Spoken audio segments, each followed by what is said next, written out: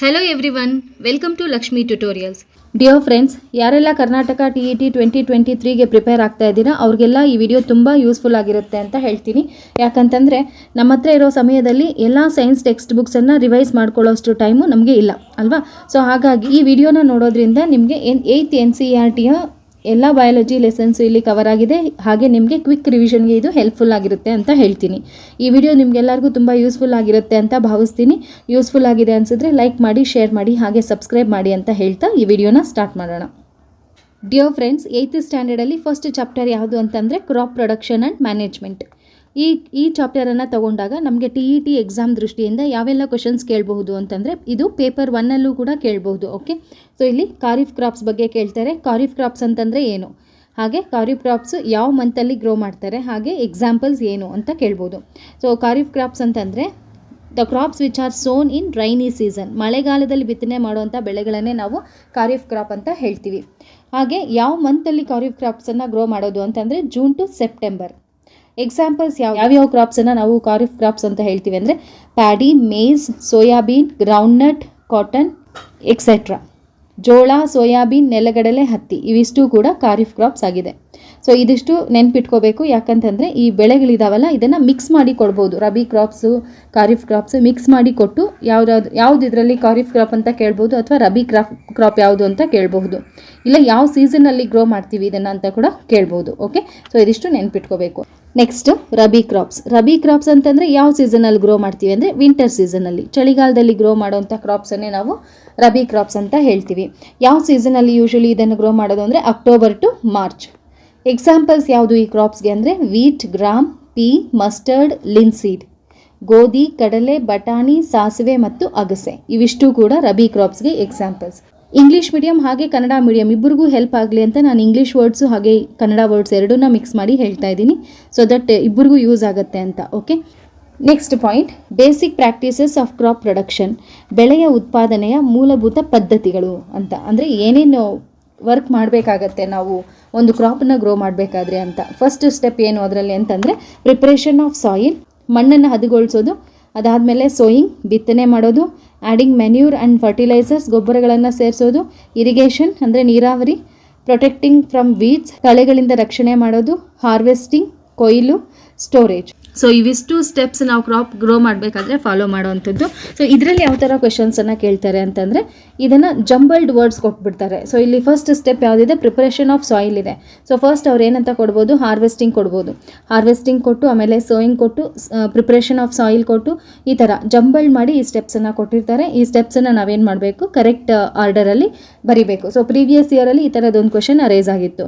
ಈ ಆರ್ಡರ್ ಏನಿದೆ ಯೂಶಲಿ ಎಲ್ಲರೂ ಸಹ ಈಸಿಯಾಗಿ ಆನ್ಸರ್ ಮಾಡ್ತೀವಿ, ಬಟ್ ಆದರೂ ಕೂಡ ಎಕ್ಸಾಮಲ್ಲಿ ನಮಗೆ ಕನ್ಫ್ಯೂಷನ್ ಆಗೋ ಥರ ಕ್ವೆಶನ್ ಕೊಟ್ಟಿರ್ತಾರೆ.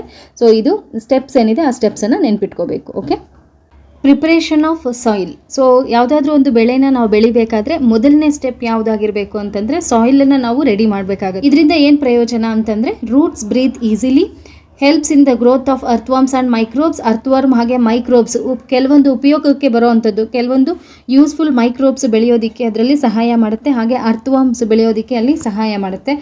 ಅದು ಅರ್ಥ್ವಾರ್ಮ್ ಏನು ಮಾಡುತ್ತೆ ಅಂತಂದರೆ ಪ್ಲಾಂಟ್ಸಿಗೆ ಬೇಕಾಗಿರುವಂಥ ನ್ಯೂಟ್ರಿಯೆಂಟ್ಸನ್ನು ರೆಡಿ ಮಾಡಿ ಕೊಡುತ್ತೆ ಅಲ್ವಾ. ಸೊ ಹಾಗಾಗಿ ನಾವು ಅರ್ಥ್ವಾರ್ಮನ್ನು ಏನಂತ ಕರಿತೀವಿ, ಫ್ರೆಂಡ್ ಆಫ್ ದಿ ಫಾರ್ಮರ್ ಅಂತ ಕರಿತೀವಿ. ಇದು ಕೂಡ ಒಂದು ಸಲ ಕ್ವೆಶನ್ ಅರೈಸ್ ಆಗಿತ್ತು, ಯಾವ ಇನ್ಸೆಕ್ಟನ್ನು ನಾವು ಫ್ರೆಂಡ್ ಆಫ್ ದಿ ಫಾರ್ಮರ್ ಅಂತ ಕರಿತೀವಿ ಅಂತ. ಸೊ ಯಾವುದನ್ನು ನಾವು ಫ್ರೆಂಡ್ ಆಫ್ ದಿ ಫಾರ್ಮರ್ ಅಂತ ಕರಿತೀವಿ ಅಂದರೆ ಅದು ಅರ್ಥ್ವಾರ್ಮನ್ನು. ಹಾಗೆ ಉಳುಮೆ ಮಾಡೋದಕ್ಕೆ ಏನೆಲ್ಲ ಟೂಲ್ಸನ್ನು ಯೂಸ್ ಮಾಡ್ತೀವಿ ಅಂತಂದರೆ ನಾವು ಯೂಸ್ ಮಾಡುವಂಥದ್ದು ನೇಗಿಲು. ಸೊ ನೇಗಿಲಿನ ಭಾಗಗಳು ಯಾವ್ಯಾವು ಅಂತಂದರೆ ಇದು ಮೋಸ್ಟ್ಲಿ ಕೇಳೋದಿಲ್ಲ, ಬಟ್ ತಿಳ್ಕೊಂಡಿದ್ರೆ ಒಳ್ಳೇದಲ್ವಾ. ಯಾವ ಪಾಯಿಂಟ್ಸನ್ನು ಕೂಡ ನಾವು ನೆಗ್ಲೆಕ್ಟ್ ಮಾಡೋ ಹಾಗಿಲ್ಲ ಅಲ್ವಾ. ಸೊ ನೇಗಿಲು ಹೇಗಿರುತ್ತೆ, ಹೀಗೆ ಉದ್ದವಾಗಿದ್ದು ಅದಕ್ಕೊಂದು ಟ್ರಯಾಂಗ್ಯುಲರ್ ಶೇಪಲ್ಲಿ ಈ ಥರ ಇರುತ್ತೆ ಅಲ್ವಾ. ಸೊ ಈ ಟ್ರಯಾಂಗ್ಯುಲರ್ ಶೇಪಲ್ಲಿ ಏನಿದೆ ಇದನ್ನು ನಾವೇನಂತ ಕರಿತೀವಿ, ನೇಗಿಲಿನ ಕುಳ ಅಂತ ಕರಿತೀವಿ, ಅಂತಂದರೆ ಫ್ಲಫ್ ಶೇರ್ ಅಂತ ಕರಿತೀವಿ.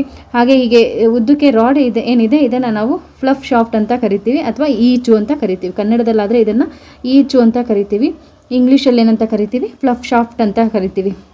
ಹಾಗೆ ಇದನ್ನು ನೇಗಿಲಿನ ಕುಳ ಅಂತ ಕರಿತೀವಿ.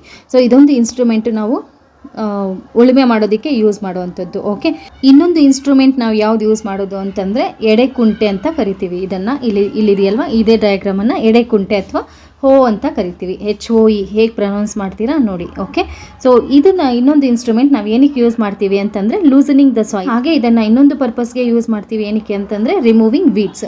ಸೊ ಈ ಇನ್ಸ್ಟ್ರೂಮೆಂಟನ್ನು ನೋಡಿದಾಗ, ಈ ಟೂಲನ್ನು ನೋಡಿದಾಗ ಇದರಲ್ಲಿರುವಂಥ ಪಾರ್ಟ್ಸ್ ಯಾವ್ಯಾವು ಅಂತಂದರೆ ಇದನ್ನು ನಾವು ಬೀಮ್ ಅಂತ ಕರಿತೀವಿ.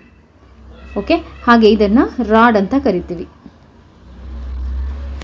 ಹಾಗೆ ಇದನ್ನು ಗ್ರಿಪ್ ಅಂತ ಕರಿತೀವಿ. ಈ ಟ್ರಯಾಂಗಲ್ ಶೇಪಲ್ಲಿ ಇದೆಯಲ್ವಾ, ಇದು ಶಾರ್ಪ್ ಆಗಿರುತ್ತೆ, ಬ್ಲೇಡ್ ಥರ ಇರುತ್ತೆ, ಅಂದರೆ ಶಾರ್ಪ್ ಆಗಿರುತ್ತೆ. ಸೊ ಇದನ್ನು ನಾವು ಬೆಂಟ್ ಪ್ಲೇಟ್ ಅಂತ ಕರಿತೀವಿ. ಸೊ ಇದನ್ನೇ ನಾವು ಎಡೆಕುಂಟೆ ಅಂತ ಕರಿತೀವಿ. ಇದನ್ನೇನಕ್ಕೆ ಯೂಸ್ ಮಾಡ್ತೀವಿ ಅಂತಂದರೆ loosening the soil and removing the weeds, ಕಳೆ ಇರುತ್ತಲ್ವ ಅದನ್ನು ರಿಮೂವ್ ಮಾಡೋದಕ್ಕೆ ಈ ಇನ್ಸ್ಟ್ರೂಮೆಂಟನ್ನು ಯೂಸ್ ಮಾಡ್ತೀವಿ. ಇದ್ರ ಬಗ್ಗೆ ಕೇಳ್ಬೋದು, ಯಾಕಂತಂದರೆ ಇದು ಸ್ವಲ್ಪ ಡಿಫ್ರೆಂಟ್ ಆಗಿರೋದ್ರಿಂದ. ಓಕೆ, ನೆಕ್ಸ್ಟ್ ಕಾನ್ಸೆಪ್ಟ್ಗೆ ಹೋಗೋಣ. ನೆಕ್ಸ್ಟ್ ಸ್ಟೆಪ್ ಯಾವುದು ಅಂತಂದರೆ ಸೋಯಿಂಗ್, ಅಂದರೆ ಬಿತ್ತನೆ ಮಾಡೋದು. ಫಸ್ಟ್ ಸ್ಟೆಪ್ ಆಯಿತು ಅಂದರೆ ಪ್ರಿಪ್ರೇಷನ್ ಆಫ್ ಸಾಯಿಲನ್ನು ರೆಡಿ ಮಾಡಿದ್ಮೇಲೆ ನಾವು ಬಿತ್ತನೆಗೆ ರೆಡಿ ಮಾಡ್ಕೋಬೇಕು. ಸೊ ಬಿತ್ತನೆಗೆ ಏನು ರೆಡಿ ಮಾಡ್ಕೋಬೇಕು ಅಂದರೆ ಸೆಲೆಕ್ಷನ್ ಆಫ್ ಸೀಡ್ಸ್.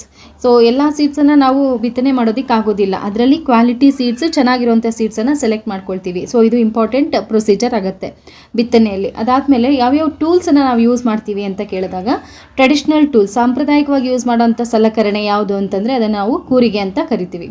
ಓಕೆ, ಇದು ಹೇಗಿರುತ್ತೆ ಅಂತಂದರೆ ಫನಲ್ ಶೇಪಲ್ಲಿರುತ್ತೆ. ಓಕೆ, ದೊಡ್ಡದಾಗಿ ಒಂದು ಫನಲ್ ಶೇಪಲ್ಲಿ, ಈ ಥರ ಒಂದು ಫನಲ್ ಶೇಪಲ್ಲಿ ಇರುತ್ತೆ. ಸೊ ಇದನ್ನು ಮೊದಲಿಗೆ ಹಳೆ ಕಾಲದಲ್ಲಿ ಯೂಸ್ ಮಾಡ್ತಾ ಇದ್ದಿದ್ದಂತಹ ಇನ್ಸ್ಟ್ರೂಮೆಂಟು.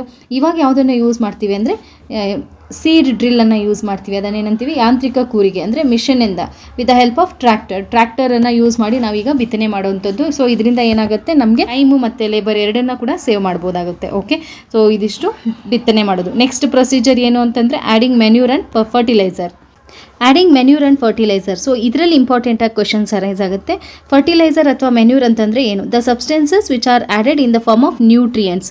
ಕ್ರಾಪ್ಸಿಗೆ ಬೇಕಾಗಿರೋಂಥ ನ್ಯೂಟ್ರಿಯೆಂಟ್ಸನ್ನು ನಾವು ಆ್ಯಡ್ ಮಾಡ್ತೀವಲ್ವ ಕ್ರಾಪ್ಗೆ, ಸೊ ಅದನ್ನೇ ನಾವೇನಂತ ಕರಿತೀವಿ, ಮೆನ್ಯೂರ್ ಅಥವಾ ಫರ್ಟಿಲೈಸರ್ ಅಂತ ಕರಿತೀವಿ. ಇದರಿಂದ ರಿಪ್ಲೆನಿಶ್ ದ ಸಾಯಿಲ್ಗೆ ಎಕ್ಸ್ಟ್ರಾ ಎನರ್ಜಿ ಬಂದಂಗೆ ಆಗುತ್ತೆ ಅಲ್ವಾ, ಫ್ರೆಶ್ ಆಗುತ್ತೆ. ಇಲ್ಲಿ ಏನು ಕ್ವೆಶನ್ ಕೇಳ್ತಾರೆ ಅಂತಂದರೆ ಮೆನ್ಯೂರ್ ಹಾಗೆ ಫರ್ಟಿಲೈಸರ್ಗಿರೋಂಥ ಡಿಫ್ರೆನ್ಸಸ್ಸನ್ನು ಕೇಳ್ಬೋದು. ಏನು ಆ ಡಿಫ್ರೆನ್ಸಸ್ ಅಂತ ಆದರೆ, ಮೆನ್ಯೂರ್ ಹಾಗೆ ಫರ್ಟಿಲೈಸರ್ಸ್ಗಿರೋಂಥ ಡಿಫ್ರೆನ್ಸಸ್ ಏನು ಅಂತಂದರೆ, ಮೆನ್ಯೂರನ್ನು ಸಾವಯವ ಗೊಬ್ಬರ ಅಂತ ಕರಿತೀವಿ, ಹಾಗೆ ಫರ್ಟಿಲೈಸರ್ಸನ್ನು ರಸಗೊಬ್ಬರ ಅಂತ ಕರಿತೀವಿ. ಮೆನ್ಯೂರ್ ಅನ್ನೋದು ಆರ್ಗ್ಯಾನಿಕ್ ಸಬ್ಸ್ಟೆನ್ಸು. ಮೆನ್ಯೂರನ್ನು ನಾವು ಹೇಗೆ ಪ್ರಿಪೇರ್ ಮಾಡ್ತೀವಿ ಅಂತಂದರೆ it is obtained by decomposition of plant and animal waste. Plant ಮತ್ತು ಅನಿಮಲ್ ವೇಸ್ಟ್ಗಳನ್ನು ಡಿಕಾಂಪೋಸ್ ಮಾಡಿ ನಾವು ಸಾವಯವ ಗೊಬ್ಬರವನ್ನು ಪಡ್ಕೊಳ್ಳೋಂಥದ್ದು. ಫರ್ಟಿಲೈಸರ್ ಅಂತಂದರೆ ಇದು chemical substance which is rich in particular nutrient. ನಮ್ಗೆ ಯಾವ ನ್ಯೂಟ್ರಿಯೆಂಟ್ ಬೇಕಾಗುತ್ತೋ, ಯಾವ ಕ್ರಾಪ್ಗೆ ಹಾಗೆ ಯಾವ ಸಾಯಿಲ್ಗೆ, ಅದ್ರ ಮೇಲೆ ಡಿಪೆಂಡ್ ಆಗಿ ನಮಗೆ ಯಾವ ನ್ಯೂಟ್ರಿಯೆಂಟ್ ರಿಚ್ ಫರ್ಟಿಲೈಸರ್ ಬೇಕೋ ಅದನ್ನು ನಾವು ತೊಗೋಬೋದು. ಓಕೆ, ಸೊ ಫರ್ಟಿಲೈಸರ್ ಅನ್ನೋದು ಪರ್ಟಿಕ್ಯುಲರ್ ನ್ಯೂಟ್ರಿಯೆಂಟಲ್ಲಿ ರಿಚ್ ಇರುತ್ತೆ, ಬಟ್ ಮ್ಯಾನ್ಯೂರಲ್ಲಿ ಆ ಥರ ಇರೋದಿಲ್ಲ. ಓಕೆ, ಈ ಕ್ವೆಶನನ್ನು ಕೇಳಬಹುದು, ಇದು ಇಂಪಾರ್ಟೆಂಟಾಗಿ ನೆನ್ಪಿಟ್ಕೋಬೇಕು. The chemical substance which is rich in particular nutrient ಅಂತ ಕೇಳಿದಾಗ ಅದನ್ನು ನಾವೇನಂತ ಕರಿತೀವಿ, ಫರ್ಟಿಲೈಸರ್ ಅಂತ ಕರಿತೀವಿ. ಹಾಗೆ ಮೆನ್ಯೂರ್ ನೆಕ್ಸ್ಟ್ ಪಾಯಿಂಟ್ ಏನು ಅಂದರೆ it improves soil texture and water retaining capacity. ಮೆನ್ಯೂರನ್ನು ಯೂಸ್ ಮಾಡೋದ್ರಿಂದ ಸಾಯಿಲ್ ಟೆಕ್ಸ್ಚರ್ ಇಂಪ್ರೂವ್ ಆಗುತ್ತೆ, ಹಾಗೆ ವಾಟರ್ ರಿಟೈನಿಂಗ್ ಕೆಪಾಸಿಟಿ ಇನ್ಕ್ರೀಸ್ ಆಗುತ್ತೆ. ಬಟ್ ಫರ್ಟಿಲೈಸರಲ್ಲಿ ಏನಾಗುತ್ತೆ ಅಂತಂದರೆ ಜಾಸ್ತಿ ಫರ್ಟಿಲೈಸರನ್ನು ನಾವು ಯೂಸ್ ಮಾಡ್ತಾ ಇದ್ದಾಗೆ ಆ ಸಾಯಿಲಲ್ಲಿರುವಂಥ ಫರ್ಟಿಲಿಟಿ ಕಳ್ಕೊಳ್ಳುತ್ತೆ, ಆ ಸಾಯಿಲ್ ಫರ್ಟಿಲಿಟಿನ ಕಳ್ಕೊಳ್ಳುತ್ತೆ. Okay, so next important point ಏನು ಅಂತಂದರೆ it replenishes soil with all nutrients. ನಾವು ಮೆನ್ಯೂರನ್ನು ಯೂಸ್ ಮಾಡೋದ್ರಿಂದ ಸಾಯಿಲಲ್ಲಿರುವಂಥ ಎಲ್ಲ ನ್ಯೂಟ್ರಿಯೆಂಟ್ಸು ಕೂಡ ಇಂಪ್ರೂವ್ ಆಗುತ್ತೆ. ಓಕೆ, ಬಟ್ ಫರ್ಟಿಲೈಸರ್ ಅನ್ನೋದು it is a source of water pollution ಆಗೋದಕ್ಕೂ ಇದೊಂದು ಮೇನ್ ರೀಸನ್ ಆಗುತ್ತೆ. ನೆಕ್ಸ್ಟ್ ಮೆನ್ಯೂರನ್ನು ನಾವೇ ಅದನ್ನು ಪ್ರಿಪೇರ್ ಮಾಡ್ಬೋದು. ಫಾರ್ಮರೇ ಅವರು ಏನು ಮಾಡ್ತಾರೆ, ಫೀಲ್ಡ್ಸಲ್ಲಿ ಅಂದರೆ ಅನಿಮಲ್ ವೇಸ್ಟ್ ಹಾಗೆ ಪ್ಲ್ಯಾಂಟ್ ವೇಸ್ಟ್ ಎಲ್ಲ ಸೇರಿಸಿ ಅದನ್ನು ಡಿಕಂಪೋಸ್ ಮಾಡಿಸಿ ಮೆನ್ಯೂರನ್ನು ರೆಡಿ ಮಾಡ್ಕೋಬಹುದು. ಬಟ್ ಫರ್ಟಿಲೈಸರ್ ಹಾಗಲ್ಲ, ಅದನ್ನು ಫ್ಯಾಕ್ಟರೀಸಲ್ಲಿ ರೆಡಿ ಮಾಡೋವಂಥದ್ದು. ಓಕೆ, ಸೊ ಮೆನ್ಯೂರ್ ಅನ್ನೋದು it provides humus to the soil, but fertiliser does not provide any humus to the soil. ಹ್ಯೂಮಸನ್ನು ಪ್ರೊವೈಡ್ ಮಾಡೋದಿಲ್ಲ. ನೆಕ್ಸ್ಟ್ ಮೆನ್ಯೂರು ಫರ್ಟಿಲೈಸರ್ಗೆ ಕಂಪೇರ್ ಮಾಡಿದ್ರೆ ಅದರಲ್ಲಿ ಪ್ಲ್ಯಾಂಟ್ ನ್ಯೂಟ್ರಿಯೆಂಟ್ಸ್ ಏನಿದೆ ಅದು ಕಡಿಮೆ ಇರುತ್ತೆ. ಯಾವುದನ್ನು ನಾವು ಪ್ಲ್ಯಾಂಟ್ ನ್ಯೂಟ್ರಿಯೆಂಟ್ಸ್ ಅಂತ ಕರಿತೀವಿ ಅಂತಂದರೆ ನೈಟ್ರೋಜನ್, ಫಾಸ್ಫರಸ್, ಪೊಟ್ಯಾಷಿಯಮ್, ಇವುಗಳನ್ನು ನಾವು ಪ್ಲ್ಯಾಂಟ್ ನ್ಯೂಟ್ರಿಯೆಂಟ್ಸ್ ಅಂತ ಕರಿತೀವಿ. ಸೊ ನೈಟ್ರೋಜನ್, ಫಾಸ್ಫರಸ್, ಪೊಟ್ಯಾಷಿಯಮ್ ಇವುಗಳನ್ನು ನಾವು ಪ್ಲ್ಯಾಂಟ್ ನ್ಯೂಟ್ರಿಯೆಂಟ್ಸ್ ಅಂತ ಕರಿತೀವಿ. ಈ ಫರ್ಟಿಲೈಸರ್ಸಲ್ಲಿ ಈ ನ್ಯೂಟ್ರಿಯೆಂಟ್ಸ್ ಜಾಸ್ತಿ ಇರುತ್ತೆ, ಬಟ್ ಮೆನ್ಯೂರಲ್ಲಿ ಹಾಗೆ ಜಾಸ್ತಿ ಏನಿರಲ್ಲ ವೆನ್ ಕಂಪೇರ್ ಟು ಫರ್ಟಿಲೈಸರ್ಸ್. ಮೆನ್ಯೂರ್ಗೆ ಎಕ್ಸಾಂಪಲ್ ಹೇಳೋದಾದರೆ ವರ್ಮಿ ಕಾಂಪೋಸ್ಟಿಂಗ್ ಅನ್ನೋದು ಮೆನ್ಯೂರ್ಗೆ ಎಕ್ಸಾಂಪಲ್. ಅಂದರೆ ಇದನ್ನು ನಾವು ಎರೆಹುಳುನ ಯೂಸ್ ಮಾಡಿ ನಾವೇ ಮಾಡಿರೋವಂಥದ್ದು. ಓಕೆ, ಸೊ ಅದನ್ನು ನಾವೇನಂತ ಕರಿತೀವಿ, ವರ್ಮಿ ಕಾಂಪೋಸ್ಟಿಂಗ್ ಅಂತ ಹೇಳ್ತೀವಿ. ಫರ್ಟಿಲೈಸರ್ಸ್ಗೆ ಎಕ್ಸಾಂಪಲ್ ಹೇಳೋದಾದರೆ urea, ammonium sulphate, super phosphate, potash, NPK ಇವೆಲ್ಲ ಕೂಡ ಫರ್ಟಿಲೈಸರ್ಸ್ಗೆ ಎಕ್ಸಾಂಪಲ್ಸ್. ಓಕೆ, ನೆಕ್ಸ್ಟ್ ಪ್ರೋಸೆಸ್ ಏನು ಅಂತಂದರೆ ಇರಿಗೇಷನ್ ಅಂತಂದರೆ ಕ್ರಾಪ್ಗೆ ವಾಟರ್ ಸಪ್ಲೈ ಮಾಡೋದನ್ನೇ ನಾವು ಇರಿಗೇಷನ್ ಅಂತ ಕರಿತೀವಿ. ಸೊ ಇದರಲ್ಲಿ ಇಂಪಾರ್ಟೆಂಟ್ ಕ್ವೆಶನ್ ಏನು ಕೇಳ್ಬೋದು ಅಂತಂದರೆ ಪ್ಲ್ಯಾಂಟ್ಸಲ್ಲಿ ಎಷ್ಟು % ಅಷ್ಟು ವಾಟರ್ ಇರುತ್ತೆ ಅಂತ. ಸೊ ಪ್ಲ್ಯಾಂಟಲ್ಲಿ ಎಷ್ಟು % ಅಷ್ಟು ವಾಟರ್ ಇರುತ್ತೆ ಅಂತಂದರೆ ಅದು 90% ಅಷ್ಟು ವಾಟರ್ ಇರುತ್ತೆ. ಇದನ್ನು ಇಂಪಾರ್ಟೆಂಟಾಗಿ ನೆನ್ಪಿಟ್ಕೋಬೇಕು. ಪ್ರೀವಿಯಸ್ 1 ಇಯರ್ ಇದು ಕ್ವೆಶನ್ ಅರೈಸ್ ಆಗಿತ್ತು. Okay, traditional methods of irrigation ಯಾವ್ಯಾವ ಮೆಥಡ್ಸನ್ನು ಯೂಸ್ ಮಾಡ್ತಾ ಇದ್ರು ಮೊದಲು ಅಂತಂದರೆ ರಾಟೆ ವಿಧಾನ ಯೂಸ್ ಮಾಡ್ತಾಯಿದ್ರು, ಸರಪಳಿ ಪಂಪನ್ನು ಯೂಸ್ ಮಾಡ್ತಾಯಿದ್ರು, ಏತ ನೀರಾವರಿ ಹಾಗೆ ಸನ್ನೆಕೋಲು ವಿಧಾನ. ಓಕೆ, ಈ ವಿಧಾನಗಳನ್ನು ಮೊದಲಿಗೆ ನೀರಾವರಿಗೋಸ್ಕರ ಯೂಸ್ ಮಾಡ್ತಾ ಇದ್ದಿದ್ದು. ಈಗ ನಾವೇನು ಯೂಸ್ ಮಾಡ್ತಾ ಇದ್ದೀವಿ, ಮಾಡರ್ನ್ ಮೆಥಡ್ಸ್ ಯಾವ್ಯಾವು ಅಂತಂದರೆ ಮಾಡರ್ನ್ ಮೆಥಡ್ಸಲ್ಲಿ ನಾವು ಸ್ಪ್ರಿಂಕ್ಲರ್ ಸಿಸ್ಟಮ್ ಅಂದರೆ ತುಂತುರು ವಿಧಾನ, ಡ್ರಿಪ್ ಸಿಸ್ಟಮ್ ಹನಿ ನೀರಾವರಿ ವಿಧಾನ, ಈ ಮೆಥಡ್ಸನ್ನು ನಾವೆಲ್ಲ ಕೂಡ ನೋಡೇ ಇದ್ದೀವಿ ಅಲ್ವಾ. ನೆಕ್ಸ್ಟ್ ಪ್ರೋಸೆಸ್ ಏನು ಅಂತಂದರೆ ಪ್ರೊಟೆಕ್ಷನ್ ಫ್ರಮ್ ವೀಡ್ಸ್ ಅಂದರೆ ಕಳೆಗಳಿಂದ ನಮ್ಮ ಕ್ರಾಪನ್ನು ರಕ್ಷಣೆ ಮಾಡುವಂಥದ್ದು. ನಾವು ಕ್ರಾಪ್ ಏನು ಹಾಕಿರ್ತೀವಿ ಅದ್ರ ಜೊತೆಗೆ ಬೇಡವಾಗಿರುವಂಥ ಗಿಡಗಳೆಲ್ಲ ಬೆಳೆದಿರ್ತವೆ, ಅದನ್ನು ರಿಮೂವ್ ಮಾಡೋದನ್ನೇ ನಾವು ವೀಡಿಂಗ್ ಅಂತ ಕರೆಯೋದು. Okay, removal of weeds is known as weeding. ಯಾವ ಟೂಲನ್ನು ಯೂಸ್ ಮಾಡ್ತೀವಿ ಇಲ್ಲಿ ರಿಮೂವಲ್ ಆಫ್ ವೀಡಿಂಗ್ಗೆ ಅಂದರೆ ಕುರ್ಪಿ ಅಂತ ಒಂದು ಇನ್ಸ್ಟ್ರೂಮೆಂಟನ್ನು ಯೂಸ್ ಮಾಡುವಂಥದ್ದು, ಟೂಲನ್ನು ಯೂಸ್ ಮಾಡುವಂಥದ್ದು. ಓಕೆ, ವೀಡಿಸೈಡ್ಸನ್ನು ಕೂಡ ಯೂಸ್ ಮಾಡ್ತೀವಿ. ವೀಡಿಸೈಡ್ಸ್ ಅಂತಂದರೆ ಕೆಮಿಕಲ್ ಸಬ್ಸ್ಟೆನ್ಸಸ್, ಕಳೆನಾಶಕಗಳು ಅಂತ ಕರಿತೀವಿ. ಎಕ್ಸಾಂಪಲ್ ಯಾವುದು ಅಂತಂದರೆ 2,4-D ಅಂದರೆ ಡೈಕ್ಲೋರೋಫಿನಾಕ್ಸಿ ಅಸಿಟಿಕ್ ಆ್ಯಸಿಡ್. ಇಲ್ಲಿ ಇದು ಇಂಪಾರ್ಟೆಂಟು, ಇದಕ್ಕೆ ಫುಲ್ ಫಾರ್ಮ್ ಏನು ಅಂತ ಕೇಳ್ಬೋದು. 2,4-D ಅಂತಂದರೆ ಏನು ಅಂತ ಕೇಳ್ಬೋದು, ಹಾಗೆ ಇದು ಏನು ಅಂತ ಕೇಳ್ಬೋದು. ಸೊ 2,4-D ಅನ್ನೋದೊಂದು ವೀಡಿಸೈಡ್ ಅಂದರೆ ಕಳೆಯನ್ನು ರಿಮೂವ್ ಮಾಡೋದಕ್ಕೆ ಯೂಸ್ ಮಾಡುವಂಥ ಒಂದು ಕೆಮಿಕಲ್ ಸಬ್ಸ್ಟೆನ್ಸು. 2,4-D ಅಂತಂದರೆ ಡೈಕ್ಲೋರೋಫಿನಾಕ್ಸಿ ಅಸಿಟಿಕ್ ಆ್ಯಸಿಡ್, ಇದನ್ನು ನೆನ್ಪಿಟ್ಕೋಬೇಕು. ಓಕೆ, ನೆಕ್ಸ್ಟ್ ಸ್ಟೆಪ್ ಏನು ಅಂತಂದರೆ ಹಾರ್ವೆಸ್ಟಿಂಗ್. ಬೆಳೆ ಎಲ್ಲ ರೆಡಿ ಆಗಿರುತ್ತೆ, ಅದನ್ನು ನಾವು ಕೊಯ್ಲು ಮಾಡಬೇಕು. ಸೊ ಅದನ್ನೇ ನಾವು ಹಾರ್ವೆಸ್ಟಿಂಗ್ ಅಂತ ಹೇಳ್ತೀವಿ. Cutting of crops after it is mature is known as harvesting. ಯಾವ್ಯಾವ ಟೂಲ್ಸನ್ನು ಯೂಸ್ ಮಾಡ್ತೀವಿ ಅಂದರೆ ಸಿಕ್ಕಲ್, ಬೆಳೆ ಕಡಿಮೆ ಇದ್ದರೆ ಅವಾಗ ನಾವು ಸಿಕ್ಕಲ್ ಅಥವಾ ಕುಡುಗೋಲನ್ನು ಯೂಸ್ ಮಾಡ್ತೀವಿ, ಅಥವಾ ಮಿಷನ್ ಹಾರ್ವೆಸ್ಟರನ್ನು ಯೂಸ್ ಮಾಡ್ತೀವಿ. ಅದಾದಮೇಲೆ ಥ್ರೆಶಿಂಗ್ ಅಂತಂದರೆ ಏನು, ಒಕ್ಕಣೆ ಮಾಡೋದು. Separation of grains from chaff. So ಇದು ಗ್ರೈನ್ಸನ್ನು ಸಪ್ರೇಟ್ ಮಾಡೋದು. ಫಾರ್ ಎಕ್ಸಾಂಪಲ್ ಭತ್ತ ತೊಗೊಂಡಾಗ ಭತ್ತದ ಹುಲ್ಲಿಂದ ಭತ್ತನ ಸಪ್ರೇಟ್ ಮಾಡ್ತೀವಲ್ಲ, ಅದನ್ನೇ ನಾವೇನಂತ ಕರಿತೀವಿ, ಒಕ್ಕಣೆ ಮಾಡೋದು ಅಂತ.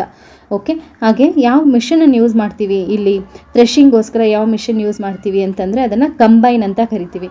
ಕಂಬೈನ್ ಅನ್ನೋದು ಒಂದು ಮಿಷನ್. ಅದು ಏನು ಅಂತಂದರೆ it is a combined harvester and thresher ಹಾಗೆ ಹಾರ್ವೆಸ್ಟರ್ ಎರಡೂ ಮಿಕ್ಸ್ ಇರೋಂಥ ಒಂದು ಮಿಷನನ್ನೇ ನಾವು ಕಂಬೈನ್ ಅಂತ ಕೇಳ್ತೀವಿ.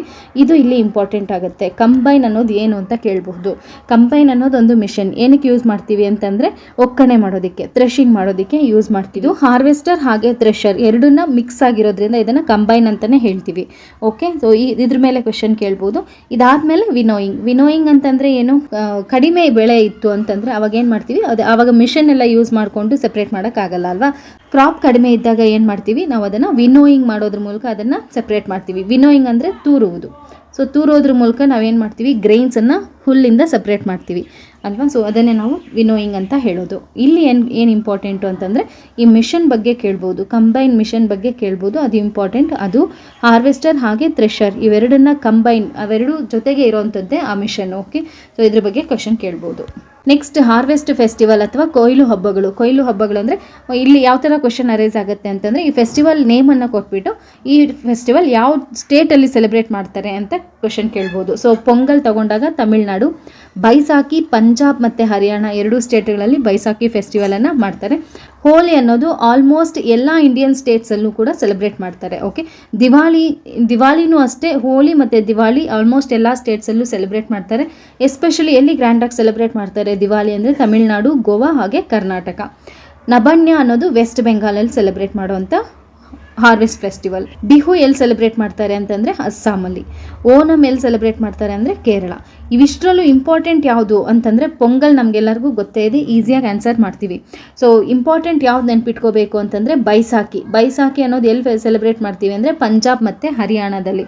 ನಬನ್ಯ ಅನ್ನೋದು ಎಲ್ಲಿ ಸೆಲೆಬ್ರೇಟ್ ಮಾಡ್ತೀವಿ ಅಂದರೆ ವೆಸ್ಟ್ ಬೆಂಗಾಲಲ್ಲಿ. ಹಾಗೆ ಬಿಹು ಅನ್ನೋದು ಎಲ್ಲಿ ಸೆಲೆಬ್ರೇಟ್ ಮಾಡ್ತೀವಿ ಅಂದರೆ ಅಸ್ಸಾಂ.